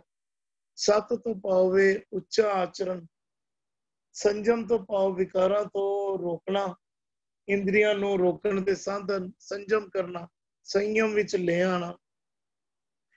ਜਤ ਸਤ ਸੰਜਮ ਜੇ ਸੱਚ ਕਮਾਵੇ। ਅਸੀਂ ਧਿਆਨ ਦਈਏ ਨਾ, ਜੋਗੀਆਂ ਨੇ ਸੰਸਾਰ ਨੂੰ ਤਿਆਗਿਆ। ਜੋਗੀਆਂ ਨੇ ਕਿਹਾ ਕਿ ਸੰਸਾਰ ਸਾਡੇ ਅੰਦਰ ਵਿਕਾਰ ਪੈਦਾ ਕਰਦੇ ਹਨ ਤੇ ਅਸੀਂ ਸੰਸਾਰ ਨੂੰ ਤਿਆਗ ਦਈਏ। ਉਹਨਾਂ ਨੇ ਸਰੀਰਿਕ ਤੌਰ ਤੋਂ ਪਹਿਲੇ ਸਾਧਨਾਵਾਂ ਕਰਕੇ ਸਰੀਰ ਨੂੰ ਵਸ ਵਿੱਚ ਕਰਨ ਦੀ ਕੋਸ਼ਿਸ਼ ਕੀਤੀ, ਔਰ ਇੰਝ ਸਮਝਿਆ ਕਿ ਸਰੀਰ ਨੂੰ ਵਸ ਵਿੱਚ ਕੀਤਿਆਂ ਮਨ ਵਸ ਵਿੱਚ ਆ ਜਾਏਗਾ। ਤੇ ਗੁਰੂ ਸਾਹਿਬ ਸਾਨੂੰ ਬਾਰ-ਬਾਰ ਸਮਝਾਉਣਾ ਕਰਦੇ ਨੇ। ਕੀ ਸਮਝਾ ਰਹੇ ਨੇ? ਗੁਰੂ ਸਾਹਿਬ ਬਾਰ-ਬਾਰ ਸਮਝਾਉਂਦੇ ਹਨ ਕਿ ਸਰੀਰ ਨੂੰ ਵਸ ਵਿੱਚ ਕੀਤਿਆਂ ਮਨ ਵਸ ਵਿੱਚ ਨਹੀਂ ਆਏਗਾ। ਹਾਂ, ਮਨ ਨੂੰ ਜੇਕਰ ਸ਼ਬਦ ਦੀ ਚੋਟ ਦਿੱਤੀ ਜਾਏ, ਸ਼ਬਦ ਦੇ ਰਾਹੀਂ ਮਨ ਨੂੰ ਸਾਧ ਲਿੱਤਾ ਜਾਏ ਤੇ ਸਰੀਰ ਸੱਚ ਦੇ ਕਰਮ ਕਰਾਉਣ ਲੱਗ ਪਏਗਾ। ਜਤ ਸਤ ਸੰਜਮ ਜੇ ਸੱਚ ਕਮਾਵੇ। ਜੇ ਮਨ ਕਰਕੇ ਤੂੰ ਸੱਚ ਦੀ ਕਮਾਈ ਕਰੇਗਾ ਤੇ ਮਨ ਤੇਰਾ ਨਿਰਮਲ ਹੋ ਜਾਏਗਾ, ਸਰੀਰ ਆਪੇ ਹੀ ਤੇਰੇ ਨਿਰਮਲ ਕਰਮ ਕਰਨ ਲੱਗ ਪਏਗਾ। ਤੇ ਗੁਰੂ ਸਾਹਿਬ ਜਿਹੜਾ ਜਤ ਸਤ ਸੰਜਮ ਸਾਨੂੰ ਦੇ ਰਹੇ ਹਨ, ਉਹ ਮਨ ਦਾ ਜਤ ਸਤ ਸੰਜਮ ਦੇ ਰਹੇ ਹਨ ਕਿ ਗੁਰੂ ਦੇ ਸ਼ਬਦ ਦੇ ਰਾਹੀਂ ਅਸੀਂ ਧਿਆਨ ਦਈਏ ਨਾ। ਇੱਕੋ ਉਦਾਹਰਨ ਆਪ ਜੀ ਨਾਲ ਸਾਂਝ ਕਈ ਵਾਰੀ ਪਹਿਲਾਂ ਵੀ ਪੈ ਚੁੱਕਾ ਹੈ ਕਿ ਕਿਉਂ ਬਾਹਰਲੇ ਤੀਰਥ ਦੇ ਗੁਰੂ ਸਾਹਿਬ ਰੱਦ ਕਰ ਰਹੇ ਹਨ ਕਿ ਬਾਹਰਲੇ ਤੀਰਥ ਦੇ ਰਾਹੀਂ ਸਰੀਰ ਇਸ਼ਨਾਨ ਕੀਤਿਆਂ, ਜਲ ਵਿੱਚ ਇਸ਼ਨਾਨ ਕੀਤਿਆਂ ਕਹਿ ਲਈਏ ਕਿ ਜਲ ਵਿੱਚ ਇਸ਼ਨਾਨ ਕੀਤਿਆਂ ਸਾਡਾ ਸਰੀਰ ਮੈਲ ਤੋਂ ਰਹਿਤ ਹੋ ਸਕਦਾ ਹੈ, ਪਰ ਉਸ ਜਲ ਦੀ ਪਹੁੰਚ ਮਨ ਤੱਕ ਨਹੀਂ ਹੈ। ਮਨ ਸੂਖਸ਼ਮ ਹੈ, ਪਰ ਸ਼ਬਦ ਦੀ ਪਹੁੰਚ ਉਸ ਸੂਖਸ਼ਮ ਮਨ ਤੱਕ ਹੈ। ਤੇ ਜਦੋਂ ਪਵਿੱਤਰ ਬੋਲ ਮਨ ਦੇ ਵਿੱਚ ਜਾਂਦੇ ਹਨ, ਮਨ ਵਿੱਚ ਸਾਡੇ ਵਿਚਾਰ ਮੰਡਲ ਵਿੱਚ ਜਾਂਦੇ ਹਨ। ਜਦੋਂ ਸਾਡੀ ਸੁਰਤ ਪਵਿੱਤਰ ਬੋਲਾਂ ਵਿੱਚ ਟਿਕਦੀ ਏ ਤੇ ਮਨ ਪਵਿੱਤਰ ਹੁੰਦਾ ਹੈ, ਮਨ ਦੇ ਵਿੱਚੋਂ ਮੈਲ ਨਿਕਲਦੀ ਏ, ਮਨ ਨਿਰਮਲ ਹੁੰਦਾ ਹੈ। ਇੱਥੇ ਗੁਰੂ ਸਾਹਿਬ ਜਪ ਸਤ ਸੰਜਮ ਜੇ ਸੱਚ ਕਮਾਵੇ ਇਹ ਮਨ ਨਿਰਮਲ ਜੇ ਹਰ ਗੁਣ ਗਾਵੇ। ਕਹਿੰਦੇ ਨੇ ਫਿਰ ਇਹ ਮਨ ਨਿਰਮਲ ਹੋ ਜਾਂਦਾ ਹੈ। ਨਿਰਮਲ ਤੋਂ ਕੀ ਪਾਵੇ? ਨਿਰਜਮਾ ਮਲ, ਮਲ ਤੋਂ ਰਹਿਤ, ਜਿੱਥੇ ਮਲ ਹੋਈ ਨਾ। ਇਹ ਮਨ ਨਿਰਮਲ ਜੇ ਹਰ ਗੁਣ ਗਾਵੇ, ਜੇ ਸੱਚ ਕਮਾਵੇ, ਜੇ ਹਰ ਗੁਣ ਗਾਵੇ। ਧਿਆਨ ਦੇਈਏ ਨਾ, ਜੇ ਤੋਂ ਪਾਵੇ ਜਦੋਂ ਹਰੀ ਦੇ ਗੁਣ ਗਾਉਣਾ ਕਰੇ, ਜੇ ਸੱਚ ਦੀ ਕਮਾਈ ਕਰੇ। ਤੇ ਕਮਾਉਣਾ ਕੀ ਹੈ? ਕਮਾਉਣਾ ਕੇਵਲ ਜ਼ਬਾਨੀ ਗਾਉਣਾ ਨਹੀਂ ਹੈ। ਬਹੁਤ ਅੱਛਾ ਕਰਮ ਹੈ ਜ਼ਬਾਨ ਦੇ ਰਾਹੀਂ ਉਸ ਹਰੀ ਦੇ ਗੁਣ ਗਾਏ ਜਾਣ। ਬੜਾ ਅੱਛਾ ਕਰਮ ਹੈ ਕਿ ਕੰਨਾਂ ਦੇ ਰਾਹੀਂ ਉਸ ਹਰੀ ਦੇ ਗੁਣ ਸੁਣਨੇ ਜਾਣ। ਪਰ ਹਰੀ ਦੇ ਗੁਣ ਗਾਉਣਾ ਕਿਸ ਤਰ੍ਹਾਂ ਹੈ, ਸੁਣਨਾ ਕਿਸ ਤਰ੍ਹਾਂ ਹੈ? ਕਿ ਅਸੀਂ ਸੁਰਤ ਕਰਕੇ ਵੀ ਹਰੀ ਦੇ ਗੁਣਾਂ ਵਿੱਚ ਸਾਡੀ ਸੁਰਤ ਵੀ ਟਿਕ ਜਾਏ। ਜਦੋਂ ਸਾਡੀ ਸੁਰਤ ਵੀ ਹਰੀ ਦੇ ਗੁਣਾਂ ਵਿੱਚ ਟਿਕ ਜਾਂਦੀ ਹੈ ਤੇ ਸਾਡਾ ਮਨ ਦੇ ਵਿੱਚੋਂ ਸਾਡੇ ਮੈਲ ਨਿਕਲਣ ਲੱਗ ਪੈਂਦੀ ਹੈ। ਇਹ ਮਨ ਨਿਰਮਲ ਜੇ ਹਰ ਗੁਣ ਗਾਵੇ, ਜੇ ਸੁਰਤ ਨੂੰ ਟਿਕਾਉਣਾ ਕਰੀਏ। ਅਸੀਂ ਧਿਆਨ ਦਈਏ ਨਾ, ਅਸੀਂ ਬਾਹਰਲੇ ਤੌਰ ਤੇ ਕਿਸੇ ਦੇ ਵੀ ਗੁਣ ਤੱਕਦੇ ਹਾਂ ਤੇ ਅਸੀਂ ਉਸ ਤੋਂ ਪ੍ਰਭਾਵਿਤ ਹੋ ਜਾਂਦੇ ਹਾਂ। ਕੋਈ ਅੱਛਾ ਪੇਂਟਰ ਹੈ, ਕੋਈ ਅੱਛਾ ਕ੍ਰਿਕਟਰ ਹੈ, ਕੋਈ ਅੱਛਾ ਕਿਸੇ ਹੋਰ ਗੇਮ ਦਾ ਖਿਡਾਰੀ ਹੈ, ਅਸੀਂ ਉਸਦੇ ਗੁਣਾਂ ਤੋਂ ਪ੍ਰਭਾਵਿਤ ਹੋ ਜਾਂਦੇ ਹਾਂ। ਹੁਣ ਪ੍ਰਮਾਤਮਾ ਦਾ ਕੋਈ ਖਾਸ ਰੂਪ ਰੰਗ ਰੇਖ ਨਹੀਂ ਹੈ ਤੇ ਪ੍ਰਮਾਤਮਾ ਤੋਂ ਕਿਸ ਤਰ੍ਹਾਂ ਅਸੀਂ ਪ੍ਰਭਾਵਿਤ ਹੋ ਸਕਦੇ ਹਾਂ? ਪ੍ਰਮਾਤਮਾ ਨਾਲ ਕਿਸ ਤਰ੍ਹਾਂ ਮਿਲਾਪ ਹੋ ਸਕਦਾ? ਸੰਸਾਰ ਦੀ ਚੀਜ਼ਾਂ ਅਸੀਂ ਤੱਕਦੇ ਹਾਂ, ਪਸੰਦ ਕਰ ਲੈਂਦੇ ਹਾਂ, ਪ੍ਰਮਾਤਮਾ ਨੂੰ ਅਸੀਂ ਦੇਖ ਨਹੀਂ ਸਕਦੇ। ਤੇ ਗੁਰੂ ਦਾ ਸ਼ਬਦ ਪ੍ਰਮਾਤਮਾ ਦੇ ਗੁਣਾਂ ਬਾਰੇ ਦੱਸਦਾ ਹੈ। ਜਦੋਂ ਸਾਨੂੰ ਉਸ ਪ੍ਰਮਾਤਮਾ ਦੇ ਗੁਣਾਂ ਦੇ ਰਾਹੀਂ ਪ੍ਰਮਾਤਮਾ ਦੀ ਸਮਰੱਥਾ ਦੇ ਬਾਰੇ ਪਤਾ ਲੱਗਦਾ ਹੈ ਕਿ ਤੇਰੇ ਵਿੱਚ ਇਹ ਵੀ ਗੁਣ ਹਨ, ਤੇਰੇ ਵਿੱਚ ਇਹ ਵੀ ਗੁਣ ਹਨ, ਤੇ ਮਨ ਵਿੱਚ ਫਿਰ ਪ੍ਰਮਾਤਮਾ ਦੇ ਲਈ ਆਕਰਸ਼ਣ ਪੈਦਾ ਹੁੰਦਾ ਹੈ, ਚਾਹਨਾ ਪੈਦਾ ਹੁੰਦੀ ਹੈ, ਪਿਆਰ ਪੈਦਾ ਹੁੰਦਾ ਹੈ ਤੇ ਅਸੀਂ ਪ੍ਰਮਾਤਮਾ ਨਾਲ ਪਿਆਰ ਕਰਨ ਲੱਗ ਪੈਂਦੇ ਹਾਂ। ਭਾਵ ਉਸਦੇ ਗੁਣਾਂ ਨਾਲ ਪਿਆਰ ਕਰਨ ਲੱਗ ਪੈਂਦੇ ਹਾਂ ਤੇ ਗੁਣਾਂ ਦੇ ਨਾਲ ਸਾਂਝ ਕਰਨਾ ਹੀ ਪ੍ਰਮਾਤਮਾ ਦੇ ਨਾਲ ਮਿਲਾਪ ਕਰਨਾ ਹੈ। ਇਹ ਮਨ ਨਿਰਮਲ ਜੇ ਹਰ ਗੁਣ ਗਾਵੇ। ਤੇ ਹਰੀ ਦੇ ਗੁਣ ਗਾਉਣੇ ਕਿਸ ਤਰ੍ਹਾਂ? ਕਿ ਗੁਣਾਂ ਦੇ ਵਿੱਚ ਸੁਰਤ ਟਿਕ ਜਾਏ। ਟਿਕ ਕੇ ਜਦੋਂ ਅਸੀਂ ਉਸ ਨੂੰ ਆਪਣੀ ਗੁਰੂ ਦੀ ਸਿੱਖਿਆਵਾਂ ਨੂੰ ਮਨ ਵਿੱਚ ਵਸਾਉਣਾ ਕਰੀਏ ਤੇ ਉਹੀ ਹਰੀ ਦੇ ਗੁਣ ਗਾਉਣਾ ਹੈ, ਜਿਸ ਦੇ ਰਾਹੀਂ ਫਿਰ ਮਨ ਪਵਿੱਤਰ ਹੋ ਜਾਂਦਾ ਹੈ। ਇਸ ਬਿਖ ਮੇ ਅੰਮ੍ਰਿਤ ਪ੍ਰਾਪਤ ਹੋਵੇ। ਇਸ ਬਿਖ ਮੇ, ਦੇਖੋ ਬਿਖ ਕਿਹਨੂੰ ਕਹਿ ਰਹੇ? ਬਿਖ ਦੇ ਵਿੱਚ ਅੰਮ੍ਰਿਤ ਪ੍ਰਾਪਤ ਹੋ ਜਾਂਦਾ ਹੈ। ਕਿਹੜਾ ਬਿਖ ਹੈ?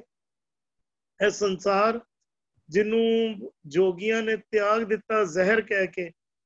ਗੁਰੂ ਸਾਹਿਬ ਕਹਿੰਦੇ ਨਹੀਂ, ਇਹ ਸੰਸਾਰ ਵਿੱਚ ਰਹਿੰਦੇ ਹੋਏ ਹੀ, ਪਦਾਰਥਾਂ ਵਿੱਚ ਰਹਿੰਦੇ ਹੋਏ ਹੀ, ਭੈਣਾਂ ਭਰਾਵਾਂ ਧੀਆਂ ਪੁੱਤਰਾਂ ਮਿੱਤਰਾਂ ਵਿੱਚ ਰਹਿੰਦੇ ਹੋਏ ਹੀ, ਹੱਸਦਿਆਂ ਖੇਡਦਿਆਂ ਤੂੰ ਉਸ ਪਰਮਾਤਮਾ ਦੇ ਨਾਲ ਮਿਲਾਪ ਕਰ ਸਕਦਾ ਹੈ। ਕਿਸ ਤਰ੍ਹਾਂ ਕਰ ਸਕਦਾ ਹੈ? ਇਹ ਮਨ ਨਿਰਮਲ ਜੇ ਹਰ ਗੁਣ ਗਾਵੇ। ਇਸ ਬਿਖ ਮੇ, ਇਹ ਸੰਸਾਰ ਬਿਖ ਕਦੋਂ ਬਣਦਾ? ਜਦੋਂ ਅਸੀਂ ਅੱਧੇ ਮੋਹ ਵਿੱਚ ਫਸ ਜਾਂਦੇ ਹਾਂ।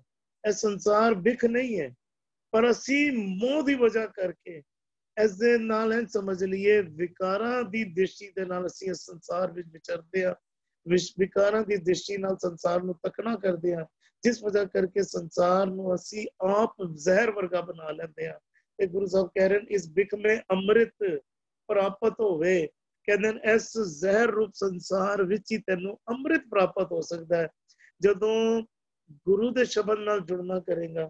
ਗੁਰੂ ਦਾ ਸ਼ਬਦ ਤੈਨੂੰ ਸੰਸਾਰ ਦੇ ਮੋਹ ਤੋਂ ਉਪਰਾਮ ਕਰ ਲੇਗਾ।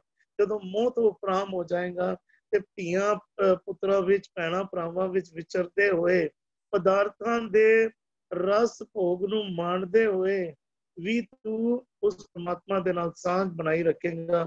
ਅੰਮ੍ਰਿਤ ਦੀ ਸਾਂਝ ਬਣ ਜਾਏਗੀ ਤੇਰੀ। ਇਸ ਬਿਖ में ਅੰਮ੍ਰਿਤ ਪ੍ਰਾਪਤ ਹੋਵੇ ਹਰ ਜੀਓ ਮੇਰੇ ਪਾਇਆ। ਪ੍ਰਾਪਤ ਕਦੋਂ ਹੁੰਦਾ? ਜਦੋਂ ਹਰ ਜੀਓ, ਉਹ ਹਰੀ, ਉਹ ਪ੍ਰਮਾਤਮਾ ਮੇਰੇ ਪਾਇਆ, ਮੇਰੇ ਮਨ ਨੂੰ ਭਾਣ ਲੱਗ ਪੈਂਦਾ ਤਾਂ ਉਹ ਬਿਖ ਵਿੱਚ ਅੰਮ੍ਰਿਤ ਪ੍ਰਾਪਤ ਹੁੰਦਾ ਹੈ।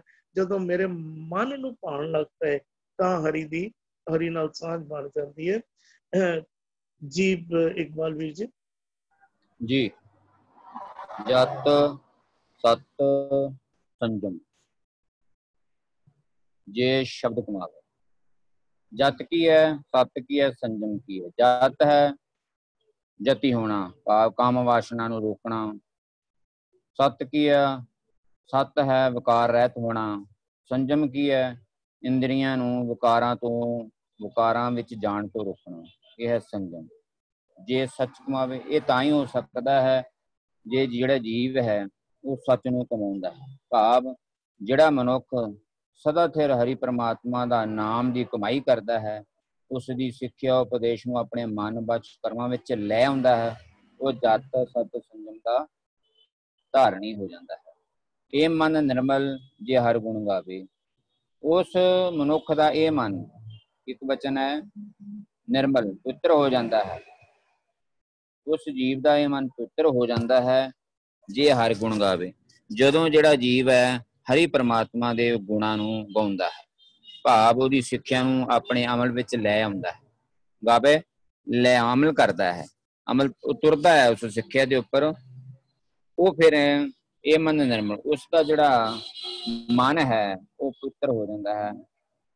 ਇਸ ਬਿਖ ਮੇਂ ਅੰਮ੍ਰਿਤ ਪ੍ਰਾਪਤ ਹੋਵੇ। ਇਸ ਬਿਖ ਮੇਂ, ਇਸ ਜ਼ਹਿਰ ਰੂਪੀ ਮਾਇਆ ਦੇ ਵਿੱਚ ਵਿਚਰਦਿਆਂ ਰਹਿੰਦਿਆਂ, ਇਸ ਸੰਸਾਰ ਦੇ ਵਿੱਚ ਚੱਲਦਿਆਂ ਉੱਠਦਿਆਂ ਬੈਠਦਿਆਂ, ਹੱਸਦਿਆਂ ਖਵੰਦਿਆਂ ਨਿਵੰਦਿਆਂ ਵਿੱਚ ਹੋਵੇ ਮੁਕਤ, ਉਹ ਅੰਮ੍ਰਿਤ ਪ੍ਰਾਪਤ ਕਰਦਾ ਹੈ। ਅੰਮ੍ਰਿਤ ਕੀ ਹੈ? ਆਤਮਿਕ ਜੀਵਨ ਦੇਣ ਵਾਲਾ ਨਾਮ ਰਸ।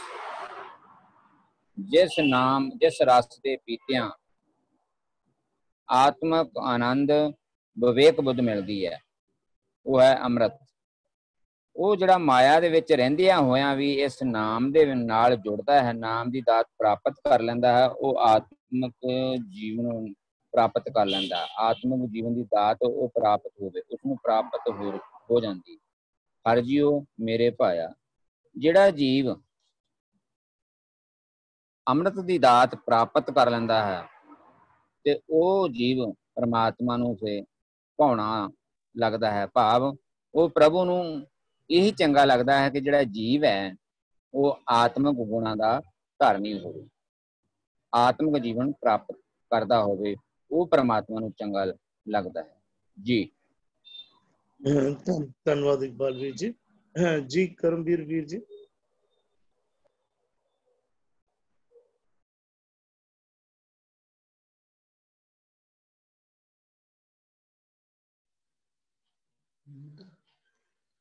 ਹਾਂਜੀ ਕਰਮਵੀਰ ਜੀ। ਜਤ ਸਤ ਸੰਜਮ ਜੇ ਸੱਚ ਕਮਾਵੇ, ਇਹ ਮਨ ਨਿਰਮਲ ਜੇ ਹਰ ਗੁਣ ਗਾਵੇ। ਇਸ ਬਿਖ ਮੈਂ ਅੰਮ੍ਰਿਤ ਪ੍ਰਾਪਤ ਹੋਵੇ, ਹਰਿ ਜੀਓ ਮੇਰੇ ਪਾਇਆ। ਇਸ ਬਿਖ ਮੈਂ ਅੰਮ੍ਰਿਤ ਪ੍ਰਾਪਤ ਹੋਵੇ। ਗੁਰਬਾਣੀ 'ਚ ਦੋ ਪ੍ਰਕਾਰ ਨਾਲ ਬਿਖ ਤੇ ਅੰਮ੍ਰਿਤ ਨੂੰ ਡਿਫਾਈਨ ਕੀਤਾ ਗਿਆ ਹੈ। ਫਸਟ ਇਹ ਆਖਿਆ ਗਿਆ ਹੈ, ਬਾਬਾ ਬਿਖ ਦੇਖਿਆ ਸੰਸਾਰ।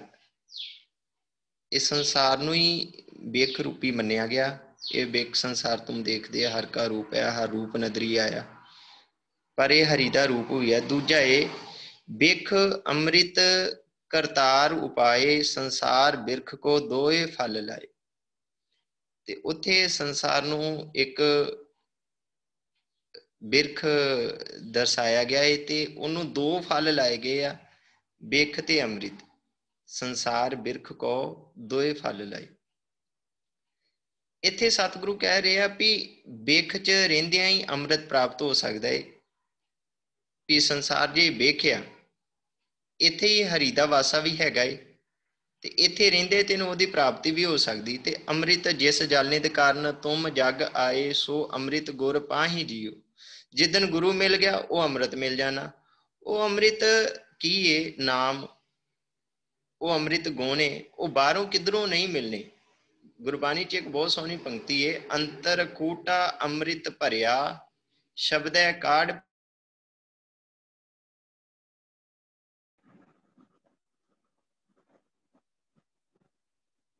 आप जी दी आवाज नहीं आ रही।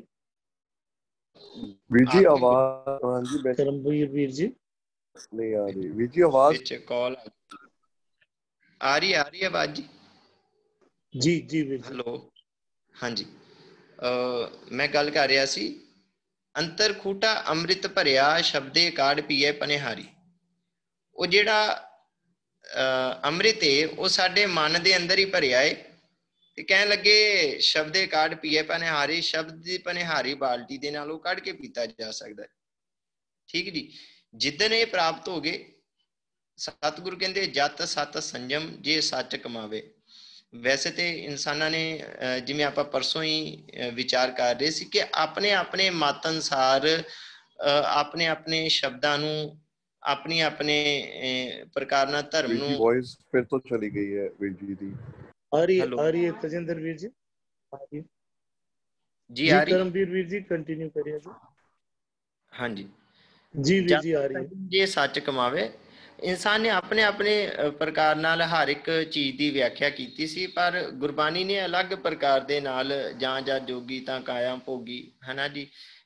ਕੋਈ ਖੱਤਰੀ ਦੀ ਪਰਿਭਾਸ਼ਾ ਅਲੱਗ ਕਰਦਾ ਸੀ, ਗੁਰਬਾਣੀ ਨੇ ਉੱਥੇ ਖੱਤਰੀ ਸੋ ਜੋ ਕਰਮਾ ਕਾ ਸੂਰ ਪੁੰਨ ਦਾਨ ਕਾ ਕਰੇ ਸਰੀਰ ਸੋ ਬ੍ਰਾਹਮਣ ਜੋ ਬਿੰਦੇ ਬ੍ਰਹਮ। ਬਾਣੀ ਨੇ ਹਰ ਇੱਕ ਸ਼ਬਦ ਦੀ ਆਪਣੀ ਪਰਿਭਾਸ਼ਾ ਕਰੀ। ਠੀਕ ਜੀ। ਤੇ ਇੱਥੇ ਜਤ ਸਤ ਸੰਜਮ ਜੇ ਸੱਚ ਕਮਾਵੇ। ਜਤ ਦਾ ਮਤਲਬ ਆਪਣੇ ਮਨ ਨੂੰ ਕਾਮ ਵੱਲੋਂ ਰੋਕਣਾ, ਸਤ ਦਾ ਅਰਥ ਵਿਕਾਰਾਂ ਵੱਲੋਂ ਰੋਕਣਾ, ਸੰਜਮ ਆਪਣੇ ਆਪ ਤੇ ਕਾਬੂ ਰੱਖਣਾ। ਤੇ ਬਾਣੀ ਕਹਿੰਦੀ ਜਿੱਦਣ ਸੱਚ ਕਮਾ ਲਿਆ ਉਦਣ ਇਸ ਵਿਕਾਰਾਂ ਦੀ ਲੜੀ ਚ ਤੂੰ ਨਿਕਲ ਜਾਣਾ ਹੈ। ਉਦਣ ਤੂੰ ਜਤੀ ਵੀ ਆ, ਸਤੀ ਵੀ ਆ, ਸੰਜਮੀ ਵੀ ਆ।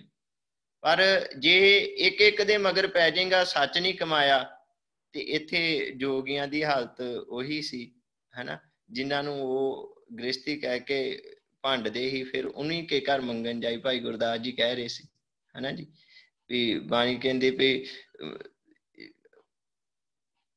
ਬਿਪਤਾ ਕਾ ਮਾਰਿਆ ਗ੍ਰਹਿ ਤੇ ਨਸਤਾ।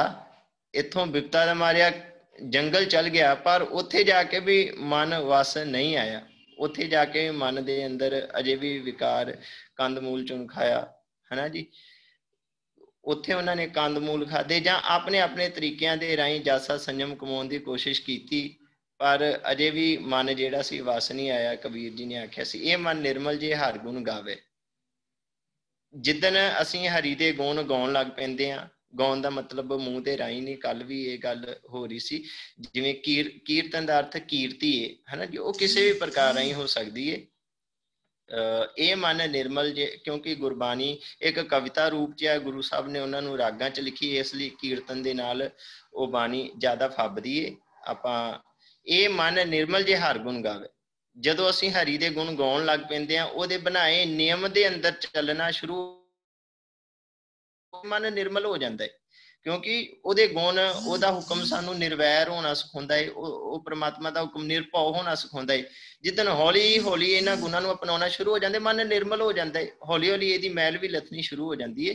ਫਿਰ ਕਿਉਂਕਿ ਸੰਸਾਰ ਵੇਖਿਆ, ਸੰਸਾਰ ਚ ਬਿਪਤਾ ਆ, ਸੰਸਾਰ ਚ ਔਗਣ ਆ, ਹਨਾ ਜੀ, ਮਨ ਨਿਰਮਲ ਹੋਈ ਜਾਂਦਾ ਹੈ। ਤੇ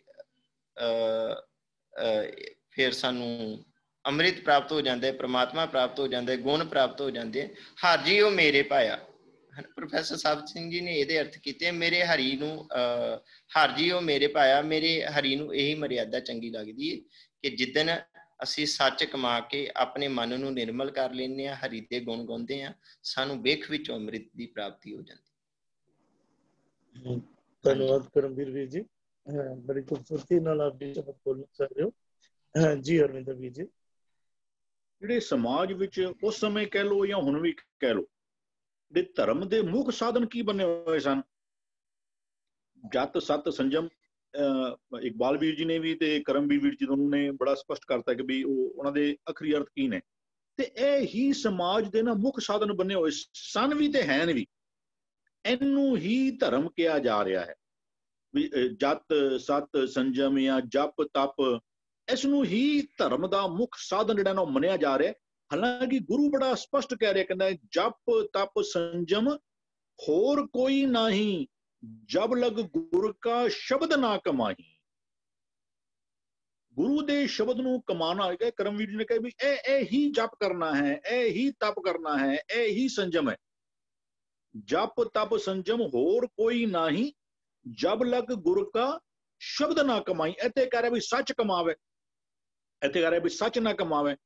ਜਦੋਂ ਸੱਚ ਕਿਹਾ ਜਾ ਰਿਹਾ, ਕਹਿੰਦੇ ਇਹ ਸੱਚ ਸਭਨਾ ਕਾ ਖਸਮ ਹੈ। ਸੱਚ ਨੂੰ ਕਮਾਉਣਾ, ਰੱਬ ਨੂੰ ਮੰਨੋ, ਰੱਬ ਨੂੰ ਚੇਤੇ ਰੱਖਣਾ, ਗੁਰੂ ਦੇ ਸ਼ਬਦਾਂ ਨੂੰ ਕਮਾ ਲੈਣਾ, ਗੁਰੂ ਦੇ ਸ਼ਬਦਾਂ ਦੇ ਅਨੁਕੂਲ ਆਪਣਾ ਜੀਵਨ ਬਣਾ ਲੈਣਾ, ਇਹ ਹੀ ਜਪ ਹੈ, ਇਹ ਹੀ ਤਪ ਹੈ, ਇਹ ਹੀ ਜਤ ਹੈ, ਇਹ ਹੀ ਸਤ ਹੈ। ਹੁਣ ਗੁਰੂ ਦੇ ਬਚਨਾਂ ਦੇ ਰਾਹੀਂ ਵੀ ਇਹਨਾਂ ਦੀ ਡੈਫੀਨੇਸ਼ਨ ਹੋਰ ਹੋ ਜਾਏਗੀ। ਗੁਰੂ ਵੀ ਤੁਹਾਨੂੰ ਕਹੇਗਾ, ਉੱਚੇ ਆਚਰਣ ਵਾਲਾ ਜੀਵਨ ਨੂੰ ਤੁਹਾਨੂੰ ਗੁਰੂ ਕਹਿੰਦਾ ਹੈ, ਦੱਸਦਾ ਹੈ। ਪਰ ਜੇ ਗੁਰੂ ਕਹਿੰਦਾ ਕਿ ਨਹੀਂ ਵੀ ਹੋਰ ਇਸ ਤੋਂ ਇਲਾਵਾ ਵੀ ਉਹ ਸੱਚ ਨੂੰ ਕਮਾਣਾ, ਗੁਰੂ ਦੇ ਸ਼ਬਦ ਨੂੰ ਕਮਾ ਲੈਣਾ ਹੀ ਨਾਮ ਦੇ ਅਨੁਕੂਲ ਜੀਵਨ, ਨਾਮ ਕਮਾ ਲੈਣਾ, ਜੋ ਗੁਰੂ ਦੇ ਬਚਨਾਂ ਨੂੰ ਕਮਾ ਲੈਣਾ, ਇਹ ਹੀ ਜਪ ਹੈ, ਇਹ ਹੀ ਤਪ ਹੈ, ਇਹ ਹੀ ਸੰਜਮ ਹੈ, ਇਹ ਹੀ ਇਹਨਾਂ ਦਾ ਵੀ ਉਹ ਜੋ ਸਾਰੇ ਅੱਛੇ ਕੰਮ ਇਹ ਹੀ ਨੇ। ਕਹਿੰਦੇ ਵੀ ਉਹ ਕਹਿੰਦੇ ਸੋ ਜਪ ਸੋ ਤਪ ਸੋ ਬ੍ਰਤ ਪੂਜਾ ਜਿਤ ਹਰਿ ਸਿਉ ਪ੍ਰੀਤ ਲਗਾਏ। ਉਹੀ ਜਪ ਹੈ, ਉਹੀ ਤਪ ਹੈ ਜਿਹਦੇ ਨਾਲ ਪਰਮਾਤਮਾ ਦੇ ਨਾਲ ਪਿਆਰ ਬਣ ਜਾਵੇ ਨਾ। ਉਹ ਜਤ ਸਤ ਸੰਜਮ ਕਰਮ ਕਮਾਵੇ, ਬਿਨ ਗੁਰ ਗਤ ਨਹੀਂ ਪਾਈ। ਜੇ ਤੂੰ ਅਦਰਵਾਈਜ਼ ਇਹਨਾਂ ਕੰਮਾਂ ਵਿੱਚ ਲੱਗਣਾ ਪੈਣਾ, ਗੁਰੂ ਤੈਨੂੰ ਨਹੀਂ ਮਿਲਦਾ ਪਿਆ, ਤੂੰ ਗੁਰੂ ਨੂੰ ਪੁੱਛ ਕੇ ਕੰਮ ਨਹੀਂ ਕਰਦਾ ਪਿਆ, ਤੂੰ ਕਹਿੰਦੇ ਜਤ ਸਤ ਤੀਰਥ ਮੱਜਨ ਨਾਮ। ਤੇਰੇ ਵਾਸਤੇ ਪਰਮਾਤਮਾ ਦਾ ਨਾਮ ਜਿਹੜਾ ਹੈ ਨਾ, ਉਹੀ ਤੇਰੇ ਵਾਸਤੇ ਜਤ ਵੀ ਹੈ, ਸਤ ਵੀ ਹੈ, ਤੀਰਥ ਹੈ। ਤੀਰਥ ਤੇ ਇਸ਼ਨਾਨ ਕਰਨਾ ਬੇਟਾ ਨਾ, ਉਹ ਕੇਵਲ ਪਰਮਾਤਮਾ ਦਾ ਨਾਮ ਹੀ ਹੈ। ਇਹ ਸੱਚ ਨੂੰ ਕਮਾ ਲੈਣਾ, ਗੁਰੂ ਦੇ ਉਪਦੇਸ਼ ਨੂੰ ਆਪਣੇ ਜੀਵਨ ਵਿੱਚ ਕਮਾ ਲੈਣਾ, ਇਹ ਹੀ ਜਤ ਹੈ, ਇਹ ਹੀ ਸਤ ਹੈ, ਇਹ ਹੀ ਸੰਜਮ ਹੈ। ਕਹਿੰਦੇ ਇਹ ਮਨ ਨਿਰਮਲ ਜੇ ਹਰ ਗੁਣ ਗਾਵੇ। ਮਨ ਨੂੰ ਜਿਹੜੀ ਮੈਲ ਲੱਗੀ ਹੋਈ ਹੈ, ਮਨ ਨੂੰ ਹਉਮੈ ਦੀ ਮੈਲ ਲੱਗੀ ਹੋਈ ਹੈ, ਮਨ ਜਿਹੜਾ ਨਾ ਅੱਛਾ ਗੁਰੂ ਕਹਿੰਦਾ ਵੀ ਕਹਿੰਦੇ ਗੁਣ ਗਾਵਤ ਤੇਰੀ ਉਤਰਸ ਮੈਲ। ਮਨ ਨੂੰ ਹਉਮੈ ਕੀ ਹੈ? ਮੈਂ ਕਰ ਦਾਂਗਾ, ਮੈਨੂੰ ਪਤਾ ਹੈ, ਮੈਂ ਜਾਣਨਾ, ਮੇਰੇ ਕੋਲ ਆਣਾ ਸੀ, ਮੇਰਾ ਨਾਮ ਲੈਣਾ ਸੀ ਉੱਤੇ, ਇਹ ਹਉਮੈ ਵੇ। ਨਾਮ ਕੀ ਹੈ? ਤੂੰ ਕਰੇਗਾ, ਤੇਰਾ ਕੀਤਾ ਹੋਏਗਾ, ਵੀ ਰੱਬ ਕੀ ਕੁਛ ਨਹੀਂ ਕਰ ਸਕਦਾ, ਇਹ ਪਰਮਾਤਮਾ ਦਾ ਨਾਮ ਜਪਣਾ। ਤੇ ਜਦੋਂ ਅਸੀਂ ਸਾਡੇ ਜੀਵਨ ਦੀ ਆਮ ਚਾਲ ਹੈ ਵੀ ਅਸੀਂ ਆਪਣਾ ਨਾਮ ਜਪਵਾਉਣੇ ਆ, ਅਸੀਂ ਆਪਣੇ ਗੁਣ ਲੋਕਾਂ ਕੋਲੋਂ ਗਵਾਉਣੇ ਆ। ਵੀ ਜਦੋਂ ਅਸੀਂ ਚਾਹੁੰਦੇ ਕਿ ਲੋਕ ਮੇਰਾ ਗੁਣ ਗਾਣ, ਮੇਰਾ ਗੁਣ ਗਾਇਨ ਕਰਨ, ਇਹਨਾਂ ਨੂੰ ਬੋਲਣਾ ਚੰਗਾ ਆਉਂਦਾ ਹੈ, ਇਹ ਲੋਕਾਂ ਦੀ ਬਾਂਹ ਬੜੀ ਫੜਦੇ ਨੇ, ਇਹਨਾਂ ਵਿੱਚ ਇਹ ਚੰਗਾ ਹੈ, ਲੋਕੀ ਚਾਹੁੰਦੇ ਨੇ। ਕਹਿੰਦੇ ਹੋਣਾ ਕੀ ਚਾਹੀਦਾ ਸੀ? ਕਹਿੰਦੇ ਗੁਣ ਗਾਏ ਤਬ ਹੀ ਮਨ ਤ੍ਰਿਪਤ ਹੈ। ਰੱਬ ਦੀਆਂ ਸਿਫਤਾਂ ਕਰਕੇ ਸਾਡੇ ਮਨ ਨੂੰ ਸ਼ਾਂਤੀ ਆਣੀ ਚਾਹੀਦੀ ਸੀ। ਤੇ ਉਹਦੇ ਕੋਲ ਕਹਿੰਦੇ ਇਹ ਮਨ ਨਿਰਮਲ ਹੋਏਗਾ ਕਦੋਂ? ਕਹਿੰਦਾ ਜੇ ਹਰ ਗੁਣ ਗਾਏ, ਨਾਨਕ ਹਰ ਕੀਰਤਨ ਕਰ, ਅਟਲ ਇਹ ਧਰਮ। ਕੋਈ ਸਿੱਖ ਧਰਮ ਨਹੀਂ, ਜੈਨ ਧਰਮ ਨਹੀਂ, ਹਿੰਦੂ ਮੁਸਲਮਾਨ ਨਹੀਂ, ਜਿਹੜਾ ਬੰਦਾ ਰੱਬ ਦੀ ਕੀਰਤਨ ਤੋਂ ਪਾਓ, ਰੱਬ ਦੀ ਕੀਰਤੀ ਕਰਨ ਵਾਲੇ ਜਿਹੜੇ ਬੋਲ ਨੇ, ਨਾਨਕ ਹਰ ਕੀਰਤਨ ਕਰ ਅਟਲ। ਉਹ ਭਾਵੇਂ ਹਿੰਦੂ ਮੁਸਲਮਾਨ, ਉਹ ਜਿਹੜੇ ਬੋਲਣਾ ਦੇ ਨਾਲ ਰੱਬ ਦੀ ਸਿਫਤ ਸਲਾਹ ਹੁੰਦੀ ਹੋਵੇ ਨਾ, ਉਹ ਅਸਲੀ ਧਰਮ ਹੈ। ਰੱਬ ਦੀ ਸਿਫਤ ਸਲਾਹ ਕਰਨੀ ਜਿਹੜੀ ਹੈ ਨਾ, ਅਸੀਂ ਕਈ ਵਾਰ ਦੇਖਦੇ ਅਸੀਂ ਇੱਕ ਆਮ ਤੌਰ ਤੇ ਜਿਹੜੇ ਮੁਸਲਮਾਨ ਵੀਰ ਨੇ ਸਾਡੇ, ਉਹਨਾਂ ਨੂੰ ਆਮ ਤੌਰ ਤੇ ਕੋਈ ਨਾ ਅੱਛਾ ਕੋਈ ਸਮਾਨ ਦੋ, ਕਹਿੰਦਾ ਇਨਸ਼ਾਅੱਲਾ ਕੱਲ ਮਿਲ ਜਾਏਗਾ। ਫਰਕ ਬੋਲਣਾ ਵਿੱਚ ਹੀ ਹੈ ਨਾ। ਉਹ ਕੀ ਕਹਿੰਦਾ ਪਿਆ ਵੀ ਰੱਬ ਚਾਹੇਗਾ ਤੇ ਕੱਲ ਮਿਲ ਜਾਏਗਾ, ਵੀ ਗੋਡ ਵਿਲਿੰਗ ਜਿਹਨੂੰ ਕਹਿ ਲੋ, ਰੱਬ ਦੀ ਮਰਜ਼ੀ ਹੋਈ, ਰੱਬ ਦੀ ਗ੍ਰੇਸ, ਰੱਬ ਦੀ ਹੈ ਨਾ। ਉਹ ਕਹਿੰਦਾ ਵੀ ਜਦੋਂ ਅਸੀਂ ਇਹ ਤੇਰਾ ਮਨ ਨੂੰ ਮੈਲ ਕਿੱਦੀ ਲੱਗੀ ਹੋਈ ਹੈ? ਹਉਮੈ ਦੀ ਮੈਲ ਲੱਗੀ ਹੋਈ ਹੈ ਕਿ ਜੋ ਹਾਂ ਉਹ ਮੈਂ ਹਾਂ, ਜੋ ਕਰਨਾ ਪਿਆ ਮੈਂ ਕਰਾਂਗਾ, ਮੈਨੂੰ ਪਤਾ ਹੈ। ਅਸੀਂ ਕਈ ਵਾਰ ਆਈ ਫੀਲ ਕਿ ਅੱਜ ਦੀ ਇੱਕ ਕਾਫੀ ਸਾਰੀ ਜਿਹੜੀ ਇਹ ਵੀ ਉਹ ਵਿਚਾਰਧਾਰਾ ਉੱਭਰਦੀ ਪਈ ਹੈ ਕਿ ਰੱਬ ਕਿਤੇ ਮੈਂ quite disturbed also. I feel ਕਿ ਵੀ ਇਹ ਜਿਹੜੀ ਵਿਚਾਰਧਾਰਾ ਹੈ ਨਾ ਕਿਤੇ ਖਟਕਦੀ ਹੈ ਕਿ ਵੀ ਉਹ ਗੁਰੂ ਕਹਿੰਦਾ ਨਾ ਹਮ ਕੀਆ ਨਾ ਕਰੇਂਗੇ ਨਾ ਕਰ ਸਕੇ ਸਰੀਰ, ਜੋ ਕੁਝ ਕੀਆ ਸੋ ਹਰ ਕੀਆ। ਵੀ ਉਹ ਮਤਾ ਕਰੇ ਪੱਛਮ ਕੇ ਤਾਈ ਪੂਰਬ ਹੀ ਲੈ ਜਾਤ, ਜੋ ਮੈਂ ਚਿਤਵੋ ਨਾ ਕਰੇ ਕਿਆ ਮੇਰੇ ਚਿਤ। ਉਦਮ ਜ਼ਰੂਰ ਕਰਨਾ ਹੈ, ਲੇਕਿਨ ਮਨ ਦਾ ਭਰੋਸਾ ਜੇ ਆਪਣੇ ਕੀਤੇ ਕਰਮਾਂ ਦੇ ਉੱਤੇ ਆ ਗਿਆ, ਜਿੱਥੇ ਤੱਕ ਗੁਰੂ ਸੋਝੀ ਦਿੰਦਾ ਪੈਣਾ, ਅਸੀਂ ਕਿਤੇ ਸ਼ਾਇਦ ਗੁਰੂ ਆਸ਼ੇ ਤੋਂ ਪੁੱਠੇ ਨਾ ਨਿਕਲ ਜਾਈਏ। ਵੀ ਦਿਸ ਇਜ਼ ਮਾਈ ਫੀਲਿੰਗ ਹੈ। ਬਾਕੀ ਹਰ ਇੱਕ ਦੀ ਆਪਣੀ ਆਪਣੀ ਸੋਚ ਹੋ ਸਕਦੀ ਹੈ ਵੀ ਇਹ ਮਨ ਨਿਰਮਲ ਹੁੰਦਾ ਕਦੋਂ ਹੈ? ਹਰੀ ਦੇ ਉਹ ਆਪ ਜਿਹੜਾ ਗੁਰੂ ਕਹਿੰਦਾ ਵੀ ਕੋਈ ਗਾਵੇ ਰਾਗੀ ਨਾਦੀ ਬੇਦੀ ਉਹ ਭਾਤ ਕਰ ਨਹੀਂ, ਹਰ ਹਰ ਪੀਜੇ ਰਾਮ ਰਾਜੇ। ਉਹ ਕੀਰਤਨ ਦਾ ਮਤਲਬ ਇਹ ਨਹੀਂ ਕਿਸੇ ਵਾਜੇ ਤਬਲੇ ਦੇ ਨਾਲ ਕਿਸੇ ਪਰਟੀਕੂਲਰ ਸੁਰ ਦੇ ਉੱਤੇ। ਗੁਰਬਾਣੀ ਰਾਗਾਂ 'ਚ ਲਿਖੀ ਹੈ। ਇੱਕ ਅਸੀਂ ਵਿਸ਼ਕਾਰ ਉਹ ਸ਼ਬਦ ਵਿਚਾਰੇ ਸੀ, ਉਹ ਜਿਹੜਾ ਉਹ ਖੱਟ ਤੁਰਸ਼ੀ ਮੁਖ ਬੋਲਣਾ ਵੀ, ਉਹਦਾ ਪਹਿਲੀ ਲਾਈਨ ਕੀ ਸੀ ਉਹਦੇ ਅੰਦਰ? ਕਹਿੰਦੇ ਸਭ ਰਸ ਮਿੱਠੇ ਮਨੀਏ ਸੁਣੀਏ ਸਾਲੂ ਨੇ, ਖੱਟ ਤੁਰਸ਼ੀ ਮੁਖ ਬੋਲਣਾ। ਅਸੀਂ ਵਿੱਚ ਵਿਚਾਰ ਕੀਤਾ ਸੀ। ਉਸ ਤੋਂ ਅੱਗੇ ਇੱਕ ਹੋਰ ਲਾਈਨ ਆਉਂਦੀ ਹੈ, ਕਹਿੰਦੇ ਸਭ ਰਸ ਮਿੱਠੇ ਮਨੀਏ ਸੁਣੀਏ ਸਾਲੂ ਨੇ ਖੱਟ ਤੁਰਸ਼ੀ ਮੁਖ ਬੋਲਣਾ, ਕਹਿੰਦੇ ਨੇ ਮਾਰਨ ਨਾਦ ਕੀਏ। ਮਾਰਨ ਪਾਓ ਮਸਾਲੇ, ਨਾਦ ਪਾਓ ਕਿਸੇ ਚਾਲ ਵਿੱਚ, ਕਿਸੇ ਤਰਤੀਬ ਵਿੱਚ, ਕਿਸੇ ਰਾਗ ਵਿੱਚ, ਕੀਰਤਨ ਦੇ ਫਾਰਮ ਵਿੱਚ, ਵਾਜੇ ਤਬਲੇ ਦੇ ਨਾਲ। ਇਹ ਮਸਾਲਾ ਜ਼ਰੂਰ ਹੋ ਸਕਦਾ ਹੈ। ਮਾਰਨ ਵਰਡ ਹੋਰ ਥਾਂ ਤੇ ਵੀ ਗੁਰੂ ਯੂਜ਼ ਕਰਦੇ, ਕਹਿੰਦੇ ਮਾਰਨ ਪਾਏ ਹਰਾਮ ਮੈਂ ਹੋਏ ਹਲਾਲ ਨਾ ਜਾਏ। ਉਹ ਜੇ ਹਰਾਮ ਦੀਆਂ ਗੱਲਾਂ ਨੂੰ ਨਮਕ ਮਿਰਚੀ ਮਸਾਲੇ ਲਗਾ ਕੇ ਪੇਸ਼ ਕੀਤਾ ਜਾਏ ਤਾਂ ਕੋਈ ਸੱਚ ਨਹੀਂ ਪਰਿਵਰਤਨ ਹੋ ਜਾਂਦਾ। ਇਹ ਕਹਿੰਦੇ ਮਾਰਨ ਨਾਦ ਕੀਏ। ਇਹ ਜਿਹੜੇ ਰਾਗ ਨਾਦ ਜਿਹੜੇ ਨੇ ਨਾ, ਇਹ ਚੰਗੇ ਨੇ, ਲੇਕਿਨ ਬੰਦਾ ਉਹ ਕਦੇ ਇੱਕ ਹੋਰ ਥਾਂ ਦੇ ਅੰਦਰ ਕਹਿੰਦੇ ਨੇ ਰਾਗ ਨਾਦ ਛੋੜ ਹਰ ਸੇਵੀ ਹੈ ਤਾਂ ਕਿਚ ਪਾਈਏ ਮਾਨ, ਵੀ ਬੰਦਾ ਉਹਨਾਂ ਅੰਦਰ ਅਟਕ ਕੇ ਵੀ ਨਾ ਪੈ ਜਾਵੇ ਨਾ, ਵੀ ਇਹ ਕਹਿੰਦੇ ਤੇਰਾ ਮਨ ਕਹਿੰਦੇ ਗੀਤ ਰਾਖ ਮੁਖ ਨਾਦ ਅਲਾਪੇ ਮਨ ਨਹੀਂ ਹਰ ਹਰ ਗਾਵਾ। ਤੇਰਾ ਮਨ ਗੁਰੂ ਗੁਰੂ ਕਰਦਾ ਪਿਆ ਜਾਂ ਨਹੀਂ ਕਰਦਾ ਪਿਆ ਨਾ, even that is more important. ਤੂੰ ਬਹੁਤ ਅੱਛੀਆਂ ਸੁਰ ਤਾਲਾਂ ਦਾ ਗਿਆਤਾ ਹੈ, ਤੂੰ ਬੜੀ ਅੱਛੀ ਉਹ ਰਾਗ ਕਲੈਲਨ ਹੈ, ਲੇਕਿਨ ਜੇ ਤੇਰਾ ਮਨ ਨਹੀਂ ਗਾਉਂਦਾ ਪਿਆ ਨਾ, ਉਹਨੂੰ ਕਹਿੰਦੇ ਮਨ ਨਹੀਂ ਹਰ ਹਰ ਗਾਵਾ। ਗੱਲ ਦੇਖਦੇ ਕਹਿੰਦੇ ਵੀ ਇਹ ਮਨ ਨਿਰਮਲ ਕਦੋਂ ਹੋਏਗਾ? ਕਹਿੰਦੇ ਜੇ ਹਰ ਗੁਣ ਗਾਵੇ। ਹਰ ਚੀਜ਼ ਦੇ ਉੱਤੇ ਰੱਬ ਦੀਆਂ ਸਿਫਤਾਂ ਕਰਨੀਆਂ, ਰੱਬ ਦੀ ਹੋਂਦ ਨੂੰ ਪ੍ਰਗਟ ਕਰਨਾ, ਹਰ ਬੋਲ ਦੇ ਨਾਲ ਰੱਬ ਦੀ ਹੋਂਦ ਨੂੰ ਪ੍ਰਗਟ ਕਰਨਾ, ਇਹ ਰੱਬ ਦੇ ਗੁਣ ਗਾਉਣੇ ਨੇ। ਤੇ ਇਹ ਮਨ ਦੀ ਮੈਲ ਉਤਰਦੀ ਤਾਂ ਹੈ ਜਦੋਂ ਗੁਣ ਗਾਇਆ ਜਾਂਦਾ ਨਾ, ਇਹ ਮਨ ਨਿਰਮਲ ਜੇ ਹਰ ਗੁਣ ਗਾਵੇ। ਗੁਣ ਗਾਵਤ ਤੇਰੀ ਉਤਰਸ ਮੈਲ। ਕਹਿੰਦੇ ਇੱਕ ਹੋਰ ਸ਼ਬਦ ਆਉਂਦਾ, ਕਹਿੰਦੇ ਸੁਣ ਹਰ ਕਥਾ ਉਤਾਰੀ ਮੈਲ। ਹਰੀ ਦੀ ਕਥਾ, ਅਸੀਂ ਹਰੀ ਦੀ ਕਥਾ ਅੱਜ ਗੁਰਦੁਆਰਿਆਂ ਤੋਂ ਕੀ ਕਰਨੇ ਪਿਆ? ਸਾਖੀਆਂ ਸੁਣਾਣੇ ਪਏ, ਸਟੋਰੀਆਂ, ਇਤਿਹਾਸਿਕ ਸਟੋਰੀਆਂ। ਇਤਿਹਾਸ ਵੀ ਹੈ ਜਾਂ ਪਤਾ ਨਹੀਂ ਸਾਨੂੰ, ਅਸੀਂ ਸੁਣਾਣੇ ਪਏ ਹਾਂ ਉਹਨਾਂ ਨੂੰ। ਗੁਰੂ ਕਹਿੰਦੇ ਗੁਰੂ ਦੀ ਸਾਖੀ ਕੀ ਹੈ? ਕਹਿੰਦੇ ਗੁਰ ਕੀ ਸਾਖੀ ਅੰਮ੍ਰਿਤ ਬਾਣੀ ਪੀਵਤ ਹੀ ਪ੍ਰਵਾਨ ਪਿਆ। ਗੁਰੂ ਦੀ ਸਾਖੀ ਹੈ, ਗੁਰੂ ਦੀ ਕਥਾ ਕੀ ਹੈ? ਅੰਮ੍ਰਿਤਮਈ ਬਾਣੀ ਹੀ ਗੁਰੂ ਦੀ ਕਥਾ ਹੈ, ਗੁਰੂ ਦੀ ਸਾਖੀ ਹੈ। ਕਹਿੰਦੇ ਇਹ ਵਾਲੀ ਸੁਖ, ਇਹ ਵਾਲੀ ਸਾਖੀ ਸੁਣ ਕੇ ਨਾ, ਕਹਿੰਦੇ ਵੀ ਸੁਣ ਹਰ ਕਥਾ ਉਤਾਰੀ ਮੈਲ। ਤੇਰੇ ਜੋ ਰੱਬ ਦੀਆਂ ਵਡਿਆਈਆਂ ਦੀਆਂ ਗੱਲਾਂ ਸੁਣੇਗਾ ਨਾ, ਜਲ ਤੇ ਥਲ ਕਰ, ਥਲ ਤੇ ਕੂਆਂ, ਕੂਪ ਤੇ ਮੇਰ ਕਰਾਵੇ, ਧਰਤੀ ਤੇ ਆਕਾਸ਼ ਚੜਾਵੇ, ਚੜੇ ਆਕਾਸ਼ ਗਿਰਾਵੇ। ਰੱਬ ਦੀ ਸਮਰੱਥਾ ਦੀ ਗੱਲ, ਤੂੰ ਸਮਰੱਥ ਵੱਡਾ, ਮੇਰੀ ਮਦ ਥੋਰੀ ਰਾਮ। ਇਹਦੇ ਨਾਲ ਤੇਰੇ ਅੰਦਰ ਤੈਨੂੰ ਤੇਰੀ ਔਕਾਤ ਪਤਾ ਚੱਲ ਜਾਏਗੀ। ਕਹਿੰਦਾ ਮਾਟੀ ਕੇ ਹਮ ਪੂਤਰੇ ਮਾਨਸ ਰਾਖਿਓ ਨਾਉ, 4 ਦਿਵਸ ਕੋ ਪੇਖਣਾ ਬੜ ਬੜ ਰੂੰਦੇ ਥਾਉ, ਵੀ ਉਹ ਅਸਤ ਚਰਮ ਬਿਸਤਾ ਕੇ ਮੁੰਦੇ। ਤੈਨੂੰ ਤੇਰੀ ਔਕਾਤ ਜਿਹੜੀ ਹੈ ਨਾ, ਬਈ ਮੈਂ ਉਹ ਮੇਰੀ ਕਬੀਰਾ ਧੂੜ ਸਕੇਲ ਕੇ ਪੁਰੀਆ ਬਾਂਦੀ ਦੇ, ਦਿਵਸ 4 ਕੋ ਪੇਖਣਾ ਅੰਤ ਤੇਰੀ। ਤੂੰ ਰੱਬ ਦੀ ਸਿਫਤ ਸਲਾਹ ਕਰਨੀ ਸ਼ੁਰੂ ਕਰ ਜੇ, ਆਪਣੀ ਵਡਿਆਈ ਕਰਨੀ ਚਾਹੁੰਦਾ ਉਹਨੂੰ ਖਤਮ ਕਰ ਦੇ। ਕਹਿੰਦੇ ਫਿਰ ਇਹ ਕਰਨ ਦੇ ਨਾਲ, ਕਹਿੰਦੇ ਫਿਰ ਇਹ ਰੱਬ ਦੇ ਗੁਣ ਗਾਇਨ ਕਰਨ ਦੇ ਨਾਲ, ਕਹਿੰਦੇ ਫਿਰ ਤੈਨੂੰ ਹੋਰ ਕੋਈ ਕਿਤੇ ਛੱਡ ਕੇ ਜਾਣ ਦੀ ਲੋੜ ਨਹੀਂ। ਫਿਰ ਇਹ ਵਿਸ ਸੰਸਾਰ ਤੁਮ ਜੋ ਦੇਖਦੇ, ਕਹਿੰਦੇ ਇਹਦੇ ਵਿੱਚ ਹੀ, ਕਹਿੰਦੇ ਇਸ ਬਿਖ ਮੈਂ ਅੰਮ੍ਰਿਤ ਪ੍ਰਾਪਤ ਹੋਵੇ। ਜਦੋਂ ਤੂੰ ਰੱਬ ਦੀਆਂ ਸਿਫਤ ਸਲਾਹਾਂ ਕਰਨੀਆਂ ਸ਼ੁਰੂ ਕਰ ਦੇਗਾ ਨਾ, ਤੈਨੂੰ ਇਸ ਸੰਸਾਰ ਵਿੱਚ ਰਹਿੰਦਿਆਂ ਹੋਇਆ, ਗੁਰੂ ਕਹਿੰਦਾ ਬਿਖ ਅੰਮ੍ਰਿਤ ਕਰਤਾਰ ਉਪਾਏ। ਕਰਮਜੀਤ ਜੀ ਨੇ ਵੀ ਉਹ ਲਾਈਨ ਕੋਟਦੇ ਵੀ ਸੰਸਾਰ ਬਿਰਖ ਕੋ 2 ਫਲ ਲਾਏ। ਲੇਕਿਨ ਗੁਰੂ ਨਾਲ ਹਿਦਾਇਤ ਕਰਦਾ, ਕਹਿੰਦਾ ਰਾਮ ਨਾਮ ਛਾੜ ਅੰਮ੍ਰਿਤ ਕਾਹੇ ਬਿਖ ਖਾਈ। ਇਹਦੇ ਵਿੱਚ ਤੂੰ ਖਾਣਾ ਜਿਹੜਾ ਰਾਮ ਨਾਮ ਨੂੰ ਖਾਣਾ ਚਾਹੀਦਾ ਸੀ, ਰੱਬ ਦੀਆਂ ਸਿਫਤਾਂ ਕਰਨੇ। ਕਹਿੰਦੇ ਜੇ ਰੱਬੀ ਗੁਣ ਗਾਣਾ ਸ਼ੁਰੂ ਕਰ ਦੇਗਾ, ਕਹਿੰਦਾ ਵੀ ਫਿਰ ਤੈਨੂੰ ਇਹ ਸੰਸਾਰ ਵਿੱਚ ਰਹਿੰਦਿਆਂ ਹੀ ਅੰਮ੍ਰਿਤ ਦੀ ਪ੍ਰਾਪਤੀ ਹੋ ਜਾਏਗੀ। ਹਰ ਜਿਉ ਮੇਰੇ ਪਾਇਆ, ਰੱਬ ਨੂੰ ਇਹੀ ਪਾਉਂਦਾ ਸੀ, ਰੱਬ ਨੇ ਇਹੀ ਵਿਉਂਤ ਬਣਾਈ ਹੈ ਕਿ ਗੁਰਮਤਿ ਅਸੀਂ ਕਹਿੰਦੇ ਨਾਨਕ ਕੇ ਘਰ ਕੇਵਲ ਨਾਮ। ਸਾਡੇ ਗੁਰਦੁਆਰਿਆਂ 'ਚ ਕੀ ਹੋ ਰਿਹਾ? ਕੇਵਲ ਸਾਡਾ ਕੋਈ ਪੈਦਾ ਹੋ ਗਿਆ, ਕੋਈ ਮਰ ਗਿਆ, ਕੋਈ ਸੁੱਖ ਹੈ, ਕੋਈ ਦੁੱਖ ਹੈ। ਗੁਰਦੁਆਰਿਆਂ 'ਚ ਕੀ ਹੁੰਦਾ? ਕੀਰਤਨ, ਰੱਬ ਦੀ ਸਿਫਤ ਸਲਾਹ, ਹੋਰ ਕੁਛ ਨਹੀਂ। ਕੇਵਲ ਉਹ ਜਿਸ ਨੂੰ ਬਖਸ਼ੇ ਸਿਫਤ ਸਲਾਹ। ਸਾਡਾ ਨਾਨਕ ਦੇ ਘਰ ਹੋਰ ਕੋਈ ਕਿਸੇ ਹੋਰ ਕਰਮ ਕਾਂਡ ਦੀ ਕੋਈ ਜਗ੍ਹਾ ਹੀ ਨਹੀਂ। ਕੇਵਲ ਹੋਰ ਰੱਬ ਨੂੰ ਇਹੀ ਪਾਉਂਦਾ, ਬਸ ਰੱਬ ਦੀ ਕੇਵਲ ਤੇ ਕੇਵਲ ਜਿਹੜੀ ਨਾ ਉਹ ਸਿਫਤ ਸਲਾਹ ਹੀ ਹੁੰਦੀ ਹੈ। ਹਾਂਜੀ ਵੀਰ, ਧੰਨਵਾਦ ਵੀਰ ਜੀ, ਬਹੁਤ ਖੂਬਸੂਰਤੀ ਨਾਲ ਆਪ ਜੀ ਨੇ ਤੁਲਨਾ ਕੀਤਾ। ਧੰਨਵਾਦ ਆਪ ਜੀ ਦਾ। ਕੀਰਤਨ ਅਕਸਰ ਜਿਹੜਾ ਹੈ ਕੀਰਤੀ ਤੋਂ ਹੀ ਬਣਿਆ, ਉਸ ਪਰਮਾਤਮਾ ਦੀ ਕੀਰਤਨ ਜਦੋਂ ਗਾਇਨ ਵਿੱਚ ਕੀਤੀ ਜਾਂਦੀ ਹੈ। ਧੰਨਵਾਦ ਆਪ ਜੀ ਦਾ। ਜੀ ਭੂਆ ਜੀ। ਹਾਂਜੀ, ਜਤ ਤਤ ਸੰਜਮ ਜੇ ਸੱਚ ਕਮਾਵੇ, ਇਹ ਮਨ ਨਿਰਮਲ ਜੇ ਹਰ ਗੁਣ ਗਾਵੇ। ਇਸ ਬਿਖ में ਅੰਮ੍ਰਿਤ ਪ੍ਰਾਪਤ ਹੋਵੇ।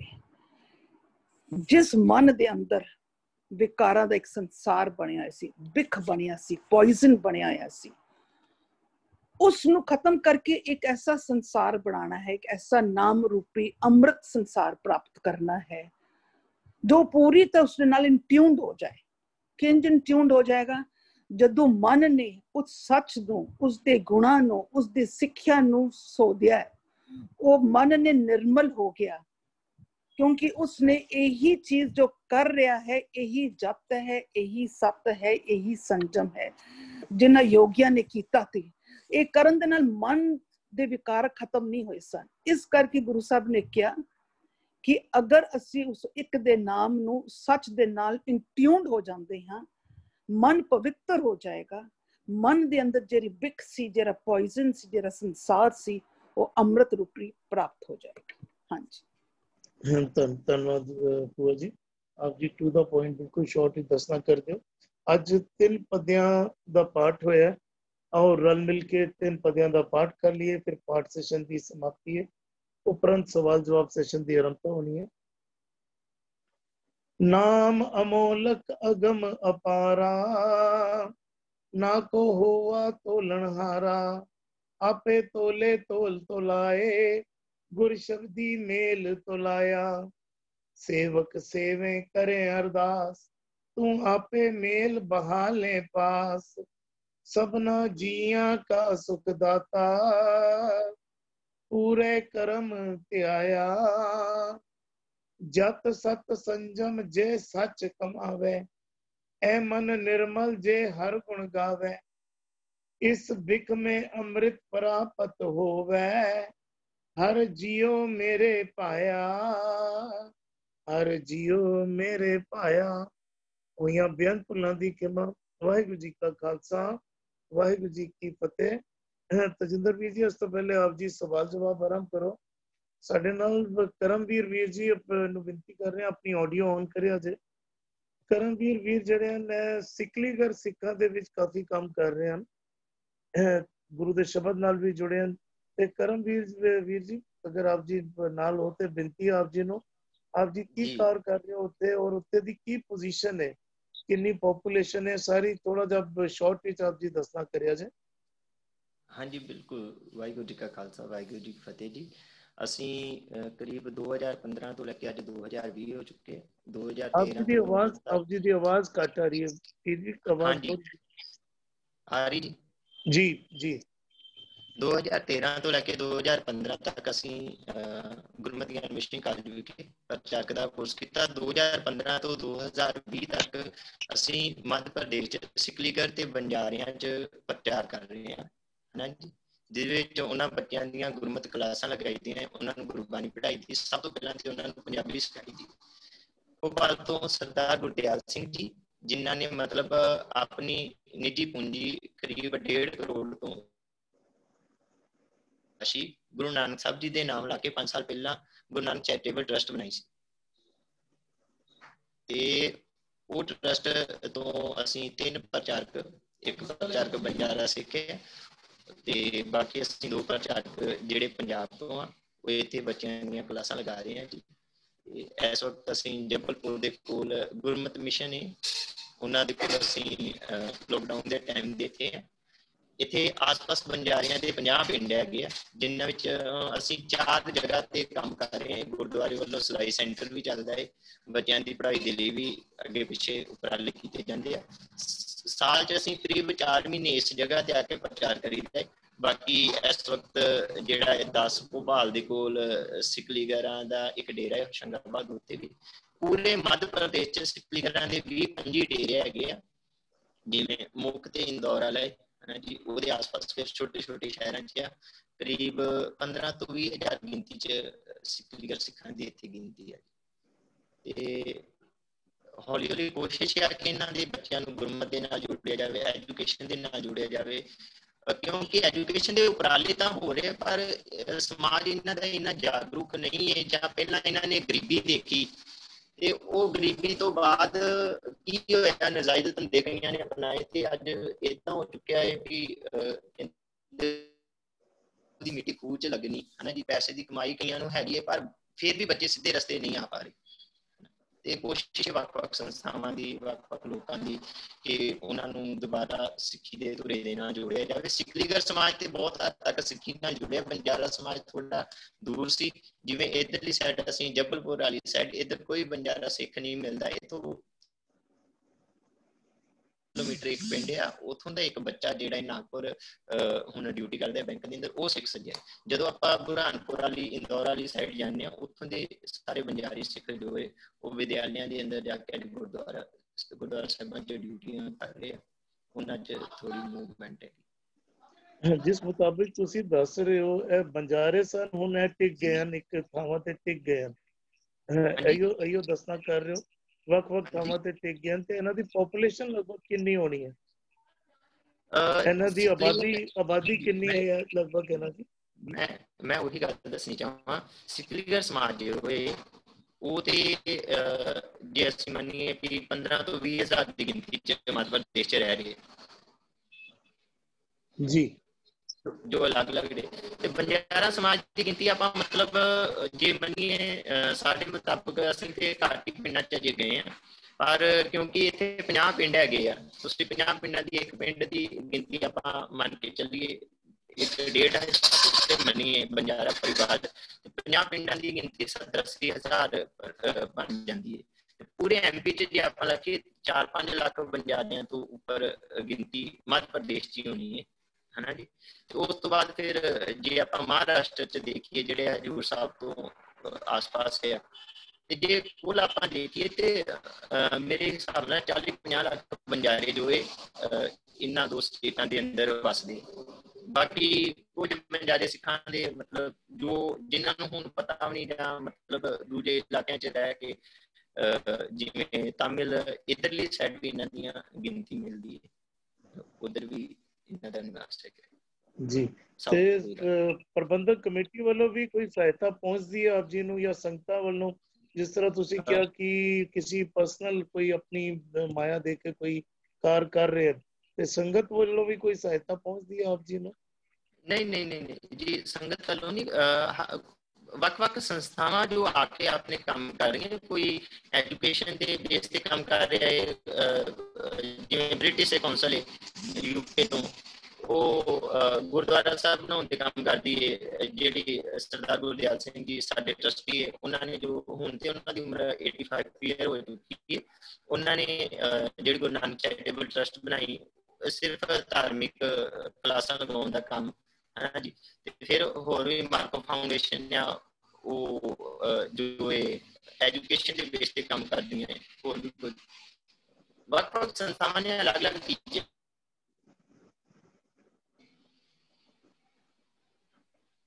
ਤੇ ਧਰਮ ਪ੍ਰਚਾਰ ਕਮੇਟੀ ਅੰਮ੍ਰਿਤਸਰ ਤੇ ਕੋਈ ਯੋਗਦਾਨ ਨਹੀਂ, ਉਹਨਾਂ ਨੇ 1-2 ਪ੍ਰਚਾਰਕ ਵੀ MP 'ਚ ਲਗਾਏ ਹੋਏ ਆ, ਪਰ ਉਹ ਕਿਸੇ ਵੀ ਡੇਟੇ ਤੇ ਕਲਾਸਾਂ ਨਹੀਂ ਲਗਾ ਰਹੇ। ਇਹ ਧਰਮ ਪ੍ਰਚਾਰ ਕਮੇਟੀ ਨੂੰ ਵੀ ਪਤਾ ਹੈ, ਉਹ ਕੀ ਕਰਦੇ ਆ ਵੀ ਪਾਠਾਂ ਦੀਆਂ ਡਿਊਟੀਆਂ ਕਰ ਲਈਆਂ ਤੇ ਆਪਣੀ ਹਾਜ਼ਰੀ ਲਗਵਾ ਲਈ, ਜਾਂ ਪਿੰਡਾਂ 'ਚ ਜਾ ਕੇ ਫੋਟੋ ਖਿਚਵਾ ਕੇ ਆ ਜਾਣਾ।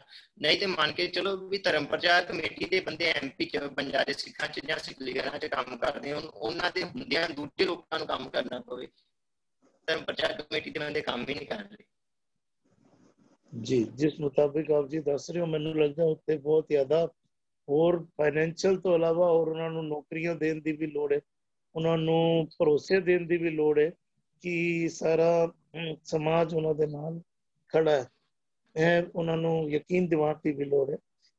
ਧੰਨਵਾਦ ਆਪ ਜੀ ਦਾ। ਬਿਲਕੁਲ ਜੀ, ਬਿਲਕੁਲ ਜੀ। ਜੀ ਤਜਿੰਦਰ ਜੀ, ਆਪ ਜੀ ਸਵਾਲ ਲੈਣੇ ਸੇ?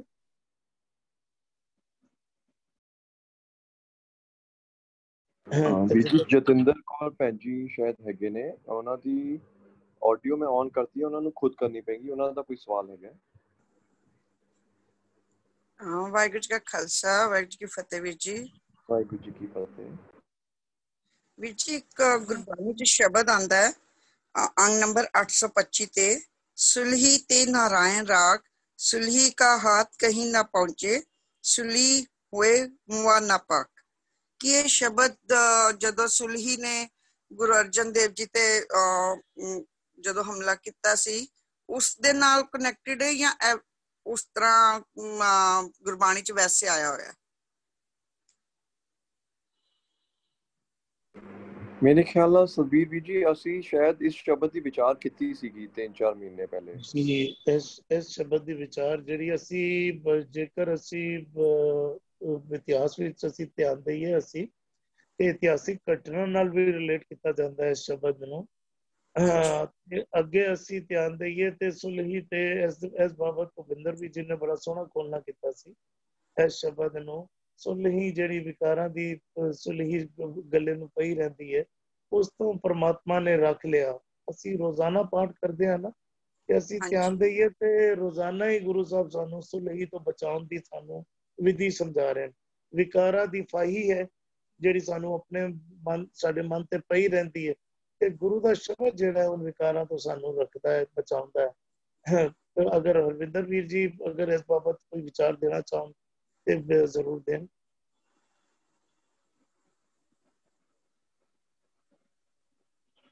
ਹਰਵਿੰਦਰ ਵੀਰ ਜੀ।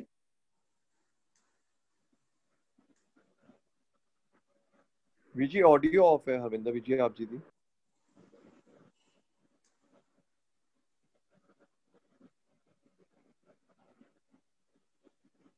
ਹਰਵਿੰਦਰ ਵੀਰ ਜੀ। ਹਾਂਜੀ ਹਾਂਜੀ ਵੀਰ ਜੀ, ਸੌਰੀ ਨਮਸਕਾਰ।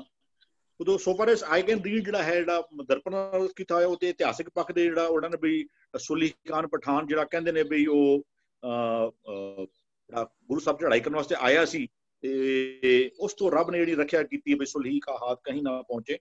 ਸੁਲਹੀ ਉਹ ਜਿਹੜਾ ਉਹਦੇ ਪ੍ਰਥਾ ਜਿਹੜੀ ਐਸ ਪਰ ਜਿਹੜਾ ਇਤਿਹਾਸਿਕ ਕਥਾ ਜਿਹੜੀ ਆਉਂਦੀ ਹੈ ਕਿ ਵੀ ਜਦੋਂ ਉਹ ਘੋੜੇ ਸਮੇਤ ਹੀ ਉਹ ਕੋਈ ਪੱਠਿਆਂ ਦੇ ਮੁਆਇਨੇ ਕਰਨ ਗਿਆ ਸੀ, ਤੇ ਉਹ ਘੋੜਿਆਂ ਦੇ ਸਮੇਤ ਆਈ ਥਿੰਕ ਇਹ ਪ੍ਰਿਥੀ ਚੰਦ ਦੇ ਨਾਲ ਰਿਲੇਟ ਕੀਤਾ ਜਾਂਦਾ ਹੈ ਕਿ ਜਦੋਂ ਵੀ ਉਹ ਉਹਨਾਂ ਨੂੰ ਚੁੱਕ ਕੇ ਲੈ ਕੇ ਆਇਆ ਸੀ ਕਿ ਬਈ ਜਿਹੜੀ ਜਗ੍ਹਾ ਹੈ ਉਹ ਮੇਰੀ ਹੈ, ਵੀ ਜਿਹੜਾ ਗੁਰਗੱਦੀ ਦਾ ਵਾਰਸ ਮੈਂ ਵਾਂ, ਤੇ ਮੇਰੇ ਨਾਲ ਜਿਹੜਾ ਉਹ ਅਨਿਆਏ ਹੋਇਆ ਹੈ। ਤੇ ਸੁਲਹੀ ਜਦੋਂ ਲੈ ਕੇ ਆਉਂਦੇ ਆਪਣੇ ਪੱਠੇ ਦਿਖਾਉਂਦਾ ਹੁੰਦਾ ਹੈ, ਤੇ ਜਿਹੜਾ ਕਿਉਂਕਿ ਮੁਸਲਮਾਨਾਂ ਵਿੱਚ ਸੜ ਕੇ ਜਿਹੜਾ ਮਰਨਾ ਇਹਨਾਂ ਨੂੰ ਕਾਫੀ ਨਾਪਾਕ ਮੰਨਿਆ ਜਾਂਦਾ ਹੈ। ਉਹ ਉਹਨਾਂ ਦੀ ਜਿਹੜੀ ਆਈਡੀਓਲੋਜੀ ਹੈ ਵੀ ਕਿਸੇ ਨੂੰ ਦਫਨ ਕੀਤਾ ਜਾਵੇ, ਤੇ ਉਸ ਪ੍ਰਥਾ ਕਹਿੰਦੇ ਵੀ ਉਹ ਜਦੋਂ ਉਹਨੂੰ ਪੱਠੇ ਦਿਖਾਉਂਦਾ ਪਿਆ ਸੀ, ਤੇ ਉਹ ਘੋੜੇ ਨੂੰ ਜੋ ਵਰਜੀ ਜੋ ਸਬਬ ਬਣਿਆ, ਉਹ ਸੁਲਹੀ ਖਾਨ ਦੇ ਸਮੇਤ ਹੀ ਘੋੜਾ ਜਿਹੜਾ ਪੱਠੇ ਵਿੱਚ ਚਲੇ ਗਿਆ ਤੇ ਆਪ ਜਲ ਕੇ ਸੁਆਹ ਹੋ ਗਿਆ। ਜਿੱਥੇ ਤੱਕ ਮੈਨੂੰ ਸਮਝ ਆ ਰਹੀ ਮੈਂ ਗੱਲ ਕਰਨਾ ਪਿਆ। ਮੈਂ ਸਿਰਫ ਇਹੀ ਪਤਾ ਕਰਨਾ ਸੀ ਕਿ ਉਹਨੂੰ ਵੈਸੇ ਸੁਖਬੀਰ ਵੀਰ ਤੋਂ ਵੀ ਸਮਝ ਆ ਗਈ ਸੀ, ਔਰ ਤੁਸੀਂ ਉਹਨੂੰ ਬਹੁਤ ਐਕਸਪਲੇਨ ਕਰਕੇ ਸਮਝਾ ਦਿੱਤਾ ਹੈ। ਮੈਨੂੰ ਸਿਰਫ ਇਹੀ ਪਤਾ ਲੱਗਿਆ ਕਿ ਦੋਨੋਂ ਪਾਸੇ ਸ਼ਬਦ ਦਾ ਹੈਗਾ ਕਿ ਉਹਦੇ ਇਤਿਹਾਸਿਕ ਕਥਾ ਨਾਲ ਵੀ ਔਰ ਅੰਦਰ ਸਾਡੇ ਆਪਣੇ ਅੰਦਰ ਨਾਲ ਵੀ ਹੈ। ਸ਼ੁਕਰੀਆ ਵੀਰ ਜੀ। ਅਲਟੀਮੇਟਲੀ ਤੇ ਭੈਣ ਜੀ ਅੰਦਰ ਦੀ ਗੁਰੂ ਸਾਹਿਬ ਗੱਲ ਕਰਦੇ ਨੇ, ਨਾਲ ਦੇ ਨਾਲ ਅੰਦਰ ਦੇ ਅੰਦਰ ਸਾਨੂੰ ਸਮਝਾਉਣਾ ਕਰਦੇ ਨੇ ਕਿ ਸ਼ਬਦ ਸਾਡੇ ਅੰਦਰੋਂ ਸਾਨੂੰ ਕਿਸ ਤਰੀਕੇ ਦੇ ਨਾਲ ਅਸੀਂ ਆਪਣੇ ਅੰਦਰੋਂ ਵਿਕਾਰਾਂ ਨੂੰ ਧੋਣਾ। ਕਰਮਵੀਰ ਵੀਰ ਜੀ ਕੁਝ ਕਹਿਣਾ ਚਾਹੁੰਦੇ ਨੇ। ਕਰਮਵੀਰ ਵੀਰ ਜੀ ਨੇ ਹੱਥ ਰੇਜ਼ ਕੀਤਾ, ਤੇ ਕਰਮਵੀਰ ਵੀਰ ਜੀ ਆਪ ਜੀ ਥੋੜੀ ਸਾਂਝ ਪਾ ਦੇ ਜੇ।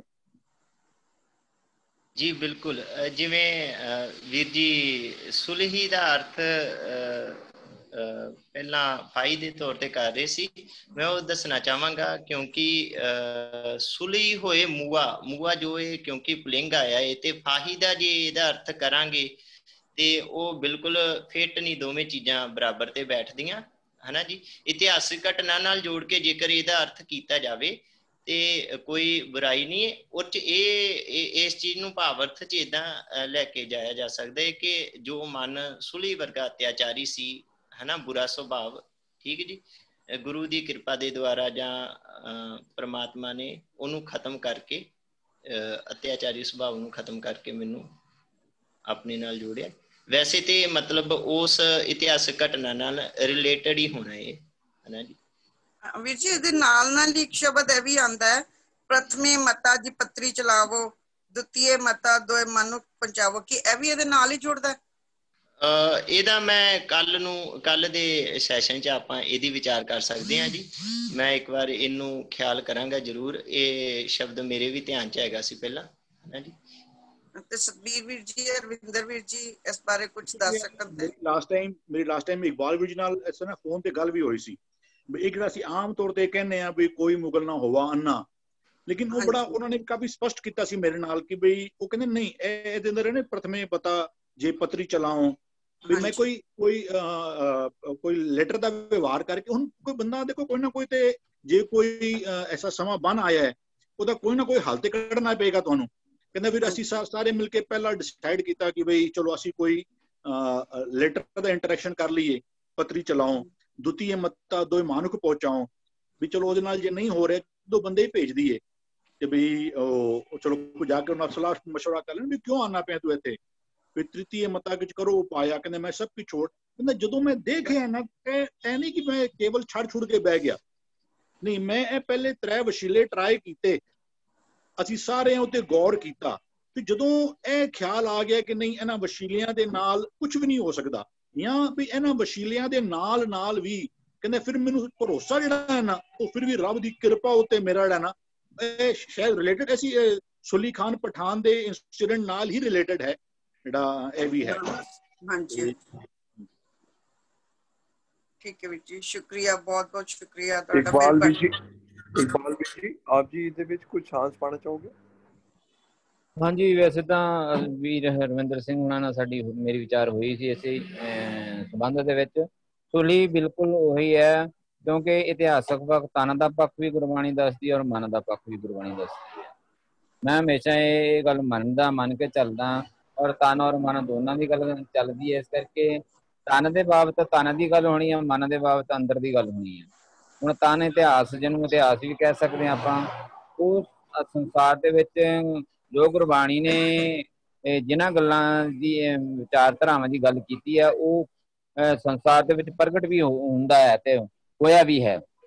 ਇਸ ਕਰਕੇ ਜਿਹੜਾ ਸੁਲਹੀ ਜਿਹੜਾ ਨਾਮ ਦਾ ਜਿਹੜਾ ਅਤਿਆਚਾਰੀ ਬੰਦਾ ਸੀ ਜੋ ਨਿਰਦੋਸ਼ਾਂ ਤੇ, ਸੁਲਹੀ ਉਹ ਹੁੰਦਾ ਜਿਹੜਾ ਨਿਰਦੋਸ਼ਾਂ ਤੇ ਨਿਮਾਣਿਆਂ ਤੇ ਅਤਿਆਚਾਰ ਕਰਦਾ ਹੋਵੇ ਜਾਂ ਸੱਚਿਆਂ ਤੇ ਅਤਿਆਚਾਰ ਕਰਦੇ, ਉਹਨੂੰ ਸੁਲਹੀ ਕਹਿੰਦੇ ਹਨ। ਇਹ ਜਿਹੜਾ ਮਨ ਇਹਨਾਂ ਨਿਮਾਣਿਆਂ ਤੇ ਸੱਚਿਆਰ ਤੇ ਔਰ ਅਤਿਆਚਾਰ ਕਰਦਾ ਉਹਨੂੰ ਸੁਲਹੀ ਕਹਿੰਦੇ ਹਨ। ਤੇ ਇਹ ਅਰਦਾਸ ਬੇਨਤੀ ਹੈ ਸੁਲਹੀ ਤੇ ਨਾਰਾਇਣ ਰਾਖ, ਭਾਵ ਕਿ ਹੇ ਪ੍ਰਮਾਤਮਾ ਸਾਨੂੰ ਇਹਨਾਂ ਵਿਕਾਰਾਂ ਤੋਂ, ਇਹਨਾਂ ਅਤਿਆਚਾਰੀਆਂ ਤੋਂ ਬਚਾ ਲਾ। ਉਸ ਬਾਬਤ ਤੇ ਸਾਰਾ ਸ਼ਬਦ ਹੈ।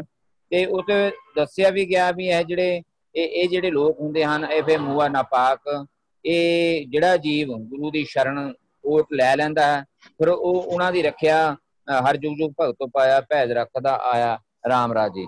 ਉਹ ਫਿਰ ਸਤਿਗੁਰੂ ਅਕਾਲ ਪੁਰਖ ਕਰਤਾ ਪੁਰਖ ਜਿਹੜਾ ਹੈਗਾ ਆਪਣੇ ਸੇਵਕਾਂ ਦੀ, ਭਗਤਾਂ ਦੀ ਰੱਖਿਆ ਕਰਨ ਦੇ ਲਈ ਕਲਾ ਵਰਤਾ ਹੀ ਦਿੰਦਾ ਹੈ। ਸੋ ਇਸ ਕਰਕੇ ਜਿਹੜੇ ਮਨ ਦੀ ਗੱਲ ਹੈ, ਮਨ ਜਦੋਂ ਅਤਿਆਚਾਰੀ ਬਣਦਾ ਹੈ ਤੇ ਸਤਿਗੁਰ ਸ਼ਬਦ ਦੇ ਨਾਲ ਇਹਦੇ ਇਰਾਦੇ ਖਤਮ ਕਰ ਦਿੰਦੇ ਹਨ, ਇਹਨੂੰ ਮਾਰ ਦਿੰਦੇ ਹਨ ਤੇ ਅਤਿਆਚਾਰੀ ਨੂੰ ਮਾਰ ਦਿੰਦੇ ਹਨ। ਸੋ ਜਿਹੜਾ ਪ੍ਰਥਮੇ ਮਤਾ ਜੇ ਪੱਤਰੀ ਚਲਾਵੋ, ਭਾਵ ਕਿ ਜਿਸਲੇ ਸਾਡਾ ਕੋਈ ਕੰਮ ਨਹੀਂ ਸਰਦਾ, ਅਸੀਂ ਬੇਵਸ ਹੋ ਜਾਂਦੇ ਹਾਂ, ਉਹਦੇ ਲਈ ਸਾਨੂੰ ਗੁਰੂ ਸਾਹਿਬ ਨੇ ਇਹ ਸਾਨੂੰ ਆਦੇਸ਼ ਦਿੱਤੇ ਵੀ ਭਾਈ ਤੁਸੀਂ ਆਪਣੀ ਕਿਹੜੀ ਜੁਗਤ ਵਰਤਣੀ ਆ। ਤੁਸੀਂ ਪਹਿਲੀ ਜੁਗਤ ਵਰਤੋ ਵੀ ਆਪਣੀ, ਜੇ ਕੋਈ ਤੁਹਾਡਾ ਕੰਮ ਨਹੀਂ ਸਰਕਾਰੀ ਦਰਬਾਰੇ ਹੁੰਦਾ ਤਾਂ ਤੁਸੀਂ ਆਪਣੀ ਐਪਲੀਕੇਸ਼ਨ ਲਾ ਕੇ ਉੱਥੇ ਦੱਸੋ ਵੀ ਸਾਡੀ ਆ ਮੁਸੀਬਤ ਹੈਗੀ ਆ। ਦੂਤੀਆ ਮਤਾ ਦੋਏ ਮਾਨਕ ਪਹੁੰਚਾਵੋ।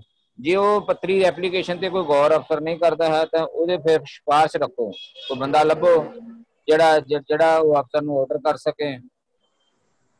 ਤ੍ਰਿਤੀਆ ਮਤਾ ਕਿਛ ਕਰੋ ਪਾਓ। ਫਿਰ ਉਸ ਤੋਂ ਬਾਅਦ ਤੀਸਰੇ ਵਾਰ ਇਹ ਹੈ ਵੀ ਜੇ ਉਹ ਬੰਦੇ ਦੀ ਵੀ ਗੱਲ ਨਹੀਂ ਚੱਲਦੀ ਹੈਗੀ ਤੇ ਉਹ ਕੋਈ ਨਾ ਕੋਈ ਹੋਰ ਵਸੀਲਾ ਕਰਨਾ ਪੈਣਾ ਜਿਹਦੇ ਕਾਰਨ ਉਹ ਜਿਹੜੀ ਕਾਰਜ ਹੈਗਾ ਉਹ ਰਾਸ ਆਵੇ।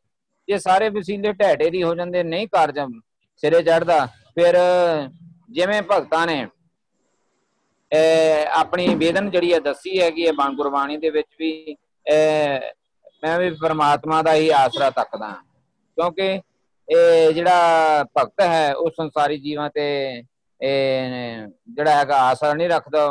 ਉਹ ਭਗਤ ਜਿਹੜਾ ਹੈਗਾ ਉਹ ਰੱਬ ਤੇ ਹੀ ਆਸ ਰੱਖਦਾ ਹੈ। ਇਸ ਕਰਕੇ ਉਹ ਚੌਥੇ ਪਦ ਦੀ ਜਿਹੜੀ ਜੁਗਤ ਹੈਗੀ ਉਹ ਦੱਸ ਦਿੰਦੇ ਹੈਗੇ ਆ, ਮੈਂ ਸਭ ਕੁਛ ਛੋੜ ਪ੍ਰਭ ਤੂੰ ਹੀ ਧਿਆਇਆ। ਇਹ ਪ੍ਰਭੂ ਜੀ, ਕਿਉਂਕਿ ਮੈਂ ਇਹ ਕਾਰ ਜਿਹੜੇ ਹੈ ਇਹ ਤਿੰਨੇ ਤਰ੍ਹਾਂ ਦੇ ਸੰਸਾਰੀ ਜੀਵ ਕਰਦੇ ਹਨ। ਭਗਤ ਜਿਹੜਾ ਹੈਗਾ ਉਹ ਹਮੇਸ਼ਾ ਚੌਥੀ ਪਦ ਦੇ ਵਿੱਚ ਹੀ ਰਹਿੰਦਾ ਹੈ।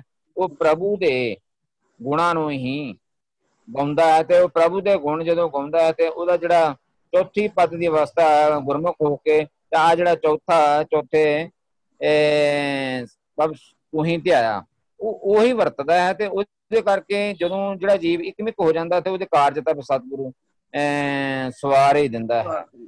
ਇਸ ਕਰਕੇ ਇਹ ਯੁਕਤ ਹੈ ਜੀ ਸਾਡੀ ਗੁਰੂ ਦੀ ਦੱਸੀ ਹੋਈ ਜੀ। ਧੰਨਵਾਦ। ਹਾਂ, ਸ਼ੁਕਰੀਆ ਵੀਰ ਜੀ, ਇਕਬਾਲ ਵੀਰ ਬਹੁਤ ਜੀ, ਬਹੁਤ ਸ਼ੁਕਰੀਆ ਅਸੀਂ ਵੀਰ ਜੀ। ਧਿਆਨ ਦਈਏ ਨਾ ਇਸ ਤੋਂ ਅੱਗੇ। ਵੀਰ ਜੀ ਜੀ ਭੈਣ ਜੀ, ਕਾਫੀ ਦਿਨ ਪਹਿਲੇ ਨਾ ਹਰਵਿੰਦਰ ਵੀਰ ਜੀ ਨੇ ਇੱਕ ਤੁਕ ਕੋਟ ਕੀਤੀ ਸੀ, ਏਕੋ ਤਖਤ ਏਕੋ ਪਾਤਸ਼ਾਹ। ਹਰਵਿੰਦਰ ਵੀਰ ਜੀ ਨੇ ਆਪਣੇ ਵਿਆਖਿਆ ਵਿੱਚ ਲਿੱਤੀ ਸੀ। ਤੇ ਇੱਕੋ ਤਖਤ ਇੱਕੋ ਪਾਤਸ਼ਾਹ ਅਗਰ ਕਾਊਂਟ ਹੁੰਦਾ ਹੈ ਤੇ ਫਿਰ ਅਸੀਂ ਅਰਦਾਸ ਵਿੱਚ ਕਿਸ ਤਰ੍ਹਾਂ ਬੋਲਦੇ ਆ? ਪੰਜਾਂ ਤਖਤਾਂ ਸਰਬਤ ਗੁਰਦੁਆਰੇ ਦਾ ਧਿਆਨ ਕਰਕੇ ਬੋਲਣਾ ਜੀ ਵਾਹਿਗੁਰੂ। ਜੀ ਇੱਕ ਮਿੰਟ ਭੈਣ ਜੀ, ਮੇਰੇ ਸਵਾਲ ਦੇ ਜਵਾਬ ਤੋਂ ਪਹਿਲਾਂ ਨਾ वेरी गुड क्वेश्चन ਮੈਂ ਜਿਹੜਾ ਸ਼ਬਦ ਚੱਲ ਰਿਹਾ ਸੀ ਉਸ ਬਾਬਤ ਥੋੜਾ ਜਿਹਾ ਸਾਂਝ ਪਾਉਣਾ ਚਾਹੁੰਦਾ। ਹਾਂਜੀ ਹਾਂ ਇਕਬਾਲ ਵੀਰ ਜੀ, ਅਗਰ ਅਸੀਂ ਜਿਹੜੀ ਰਹੋ ਦਾ ਪਦ ਹੈ ਉਸ ਵੱਲ ਵੀ ਧਿਆਨ ਦੇਈਏ ਨਾ, ਮਹਾ ਆਨੰਦ ਅਚਿੰਤ ਸਹਿਜ ਆਇਆ, ਸਹਿਜ ਅਵਸਥਾ ਦਾ ਜ਼ਿਕਰ ਕਰ ਰਹੇ ਹਨ ਕਿ ਮਹਾ ਆਨੰਦ ਦੀ ਪ੍ਰਾਪਤੀ ਹੋ ਗਈ ਔਰ ਸਹਿਜ ਦੀ ਪ੍ਰਾਪਤੀ ਹੋ ਗਈ। ਫਿਰ ਦੁਸ਼ਮਨ ਨੰਨਾ ਮੁਕਤਾ ਹੈ, ਬਹੁਤ ਸਾਰੇ ਦੁਸ਼ਮਣਾਂ ਦਾ ਜ਼ਿਕਰ ਕਰ ਰਹੇ ਹਨ। ਦੂਤ ਤੱਤਾ ਮੁਕਤਾ ਹੈ, ਬਹੁਤ ਸਾਰੇ ਦੂਤਾਂ ਦਾ ਜ਼ਿਕਰ ਕਰ ਰਹੇ ਹਨ। ਮੂਏ, ਜੇ ਸੁਲਹੀ ਦੀ ਸਾਖੀ ਅਸੀਂ ਕੇਵਲ ਉੱਥੇ ਸਮਝੀਏ ਤੇ ਖਾਲੀ ਸੁਲਹੀ ਖਾਨ ਇੱਕ ਵਿਅਕਤੀ ਦਾ ਜ਼ਿਕਰ ਆਉਂਦਾ ਹੈ ਤੇ ਉੱਥੇ ਖਾਲੀ ਸੁਲਹੀ ਖਾਨ ਭੱਠੇ 'ਚ ਗਿਰ ਕੇ ਮਰਿਆ ਸੀ। ਤੇ ਇੱਥੇ ਗੁਰੂ ਸਾਹਿਬ ਕਹਿ ਰਹੇ ਹਨ ਦੁਸ਼ਮਨ ਦੂਤ ਮੂਏ ਸੁਖ ਪਾਇਆ, ਤੇ ਨਾਲ ਆਤਮਕ ਆਨੰਦ ਦਾ ਜ਼ਿਕਰ ਕਰ ਰਹੇ ਹਨ। ਤੇ ਦ੍ਰਿਸ਼ਟਾਂਤ ਅਸੀਂ ਇਹ ਸਮਝ ਸਕਦੇ ਹਾਂ ਕਿ ਸ਼ਾਇਦ ਉਹ ਇਤਿਹਾਸਿਕ ਘਟਨਾ ਵੱਲ ਦੇਖ ਕੇ ਗੁਰੂ ਸਾਹਿਬ ਮਨ ਦੇ ਉੱਤੇ ਹੀ ਟੁਕਾ ਕੇ ਸਾਨੂੰ ਸਮਝਾਣਾ ਕਰ ਰਹੇ ਹਨ ਕਿ ਜਿਹੜੇ ਪ੍ਰਥਮੇ ਮਤਾ ਔਰ ਜਿਹੜੇ ਦੁਤੀਏ ਮਤਾ ਜਾਂ ਤ੍ਰਿਤੀਏ ਮਤਾ, ਜਿਹੜੇ 3 ਮਤੇ ਆਉਂਦੇ ਨੇ, ਇਹਨਾਂ ਨੂੰ ਬਾਹਰ ਦੇ ਉਪਰਾਲੇ ਸਮਝ ਲਈਏ ਕਿ ਸਰੀਰਕ ਤਲ ਤੇ ਜਿੰਨੇ ਵੀ ਉਪਰਾਲੇ ਹਨ ਉਹ ਕੀਤਿਆਂ, ਜਿਸ ਤਰ੍ਹਾਂ ਅੱਜ ਵੀ ਅਸੀਂ ਪਾਠ ਕੀਤਾ ਨਾ ਜਪ ਤਪ ਸੰਜਮ, ਉਹ ਸਾਰੇ ਸਰੀਰ ਦੇ ਜੋਗੀਆਂ ਦੇ ਸਰੀਰ ਦੇ ਉਪਰਾਲੇ ਸਨ। ਤੇ ਮਨ ਦੇ ਉਪਰਾਲੇ ਕੀਤਿਆਂ ਹੀ ਮਨ ਨੂੰ ਸ਼ਾਂਤੀ ਪ੍ਰਾਪਤੀ ਹੁੰਦੀ ਹੈ। ਤੇ ਇਹ ਤਿੰਨੋਂ ਮਤੇ ਬਾਹਰਲੇ ਸਰੀਰਿਕ ਉਪਰਾਲੇ ਕੀਤਿਆਂ ਮਨ ਨੂੰ ਆਨੰਦ ਨਹੀਂ ਆਉਣਾ। ਮਨ ਨੂੰ ਆਨੰਦ ਕਿਸ ਤਰ੍ਹਾਂ ਆਉਣਾ? ਮੈਂ ਸਭ ਕੀ ਚੋਟ ਪ੍ਰਾਪਤ ਹੋਈ ਤੇ ਆਇਆ, ਮੈਂ ਸਾਰੇ ਬਾਹਰਲੇ ਕਰਮ ਕਾਂਡਾਂ ਨੂੰ ਛੱਡ ਕੇ ਮੈਂ ਪ੍ਰਮਾਤਮਾ ਤੈਨੂੰ ਹੀ ਧਿਆਉਣਾ ਕੀਤਾ। ਮਹਾ ਆਨੰਦ ਅਚਿੰਤ ਸਹਿਜਾਇਆ, ਦੁਸ਼ਮਨ ਦੂਤ ਮੋਏ ਸੁਖ ਪਾਇਆ। ਆਤਮਕ ਆਨੰਦ ਦੀ ਜ਼ਿਕਰ ਜਿਹੜਾ ਹੈ ਉਸ ਦੀ ਪ੍ਰਾਪਤੀ ਹੋ ਰਹੀ ਹੈ। ਬਾਕੀ ਆਪ ਜੀ ਜਿਹੜੇ 5 ਤਖਤਾਂ ਦਾ ਜ਼ਿਕਰ ਕਰ ਰਹੇ ਹੋ, ਉਹ ਤਖਤ ਜਿਹੜੇ ਸਾਡੇ ਸਰੀਰ ਜਿਨ੍ਹਾਂ ਨੂੰ ਅਸੀਂ ਦੇਖ ਸਕਦੇ ਹਾਂ, ਉਨ ਤਖਤਾਂ ਦਾ ਜ਼ਿਕਰ ਹੈਗਾ ਜਿਹੜੇ ਦੁਨਿਆਵੀ ਤੌਰ ਤੇ ਕਾਬਿਜ਼ ਕੀਤੇ ਗਏ, ਉਹਨਾਂ ਦਾ ਜ਼ਿਕਰ ਅਰਦਾਸ ਵਿੱਚ ਆਉਂਦਾ ਹੈ। ਤੇ ਜਿਹੜਾ ਜੀ ਬੜਾ ਅੱਛਾ ਕੁਐਸਚਨ ਹੈ ਭੈਣ ਜੀ ਦਾ। ਅਸੀਂ ਕੱਲ ਇਸ ਕੁਐਸਚਨ ਨੂੰ ਵਿਚਾਰ ਕੇ ਲੈ ਲਈਏ, ਜ਼ਿਆਦਾ ਅੱਛਾ ਹੋਏਗਾ ਖੁੱਲ ਕੇ, ਕਿਉਂਕਿ ਸਮਾਂ ਹੋ ਗਿਆ। ਹਾਂ ਜ਼ਰੂਰ ਜ਼ਰੂਰ, ਸ਼ੁਕਰੀਆ ਵੀਰ ਜੀ। ਭੈਣ ਜੀ ਕੱਲ ਵੀ ਆਪ ਜੀ ਜ਼ਰੂਰ ਅਸੀਂ ਸਵਾਲ ਦਾ ਸਾਂਝ ਪਾਇਆ। ਹਾਂ ਮੈਂ ਰੋਜ਼ ਹੁੰਦੀ ਹਾਂ ਵੀਰ ਜੀ। ਮੈਨੂੰ ਸ਼ਾਇਦ ਨਾਮ ਅਗਰ ਤੁਹਾਨੂੰ ਦੱਸਾਂ, ਮੈਂ ਸੁਰਜੀਤ ਸਿੰਘ ਹੈਗੇ ਸੀ ਨਾ, ਗਿਆਨੀ ਸੁਰਜੀਤ ਸਿੰਘ ਜੀ, ਮੈਂ ਉਹਨਾਂ ਦੀ ਸਿਸਟਰ ਹਾਂ ਜੀ ਜੀ। ਤੇ ਮੈਂ ਉਹਨਾਂ ਦੀ ਡੈਥ ਤੋਂ ਬਾਅਦ ਹੀ ਤੁਹਾਡੇ ਨਾਲ ਜੁੜੀ ਹਾਂ। ਜਦੋਂ ਤੁਸੀਂ ਉਹਨਾਂ ਦੇ ਭੋਗ ਵਾਲੇ ਦਿਨ ਤੁਸੀਂ ਇੱਧਰ ਅਟੈਂਡ ਕੀਤਾ ਸੀ ਤੇ ਮੈਂ ਉਸ ਤੋਂ ਬਾਅਦ ਜੁੜੀ ਹਾਂ ਤੁਹਾਡੇ ਨਾਲ, ਤੇ ਰੋਜ਼ ਹੁੰਦੀ ਆ ਮੈਂ ਕਲਾਸ ਵਿੱਚ। ਸਾਡੇ ਨਾਲ ਜੀ, ਸਾਡੇ ਨਾਲ ਨਹੀਂ ਜੁੜਨਾ, ਅਸੀਂ ਵੀ ਗੁਰਬਾਣੀ ਨਾਲ ਜੁੜਨ ਦੀ ਚੇਸ਼ਟਾ ਹੀ ਕਰ ਰਹੇ ਹਾਂ, ਕੋਸ਼ਿਸ਼ ਹੀ ਕਰ ਰਹੇ ਹਾਂ। ਤੇ ਆਪ ਜੀ ਨੇ ਵੀ ਜੀ ਗੁਰੂ ਦੇ ਨਾਲ ਅਸੀਂ ਸਾਰਿਆਂ ਨੇ ਰਲ ਮਿਲ ਕੇ ਭੈਣਾਂ ਭਰਾਵਾਂ ਨੇ ਜੁੜਨਾ। ਬਹੁਤ ਕੁਝ ਸਮਝਣ ਨੂੰ ਮਿਲਿਆ ਮੈਨੂੰ ਇੱਥੋਂ। ਧੰਨਵਾਦ ਭੈਣ ਜੀ, ਧੰਨਵਾਦ। ਅਸੀਂ ਸਾਰੇ ਰਲ ਮਿਲ ਕੇ ਇਹੋ ਚੇਸ਼ਟਾ ਕਰਦੇ ਹਾਂ ਕਿ ਕੁਝ ਨਾ ਕੁਝ ਸਿੱਖਣ ਨੂੰ ਮਿਲੇ। ਗੁਰੂ ਸਾਹਿਬ ਬਖਸ਼ਿਸ਼ ਕਰਨ, ਸਾਡੇ ਸਾਰਿਆਂ ਨੂੰ ਸਮਝਾਣਾ ਕਰਨ। ਧੰਨਵਾਦ ਆਪ ਜੀ ਦਾ। ਸ਼ੁਕਰੀਆ ਵੀਰ ਜੀ।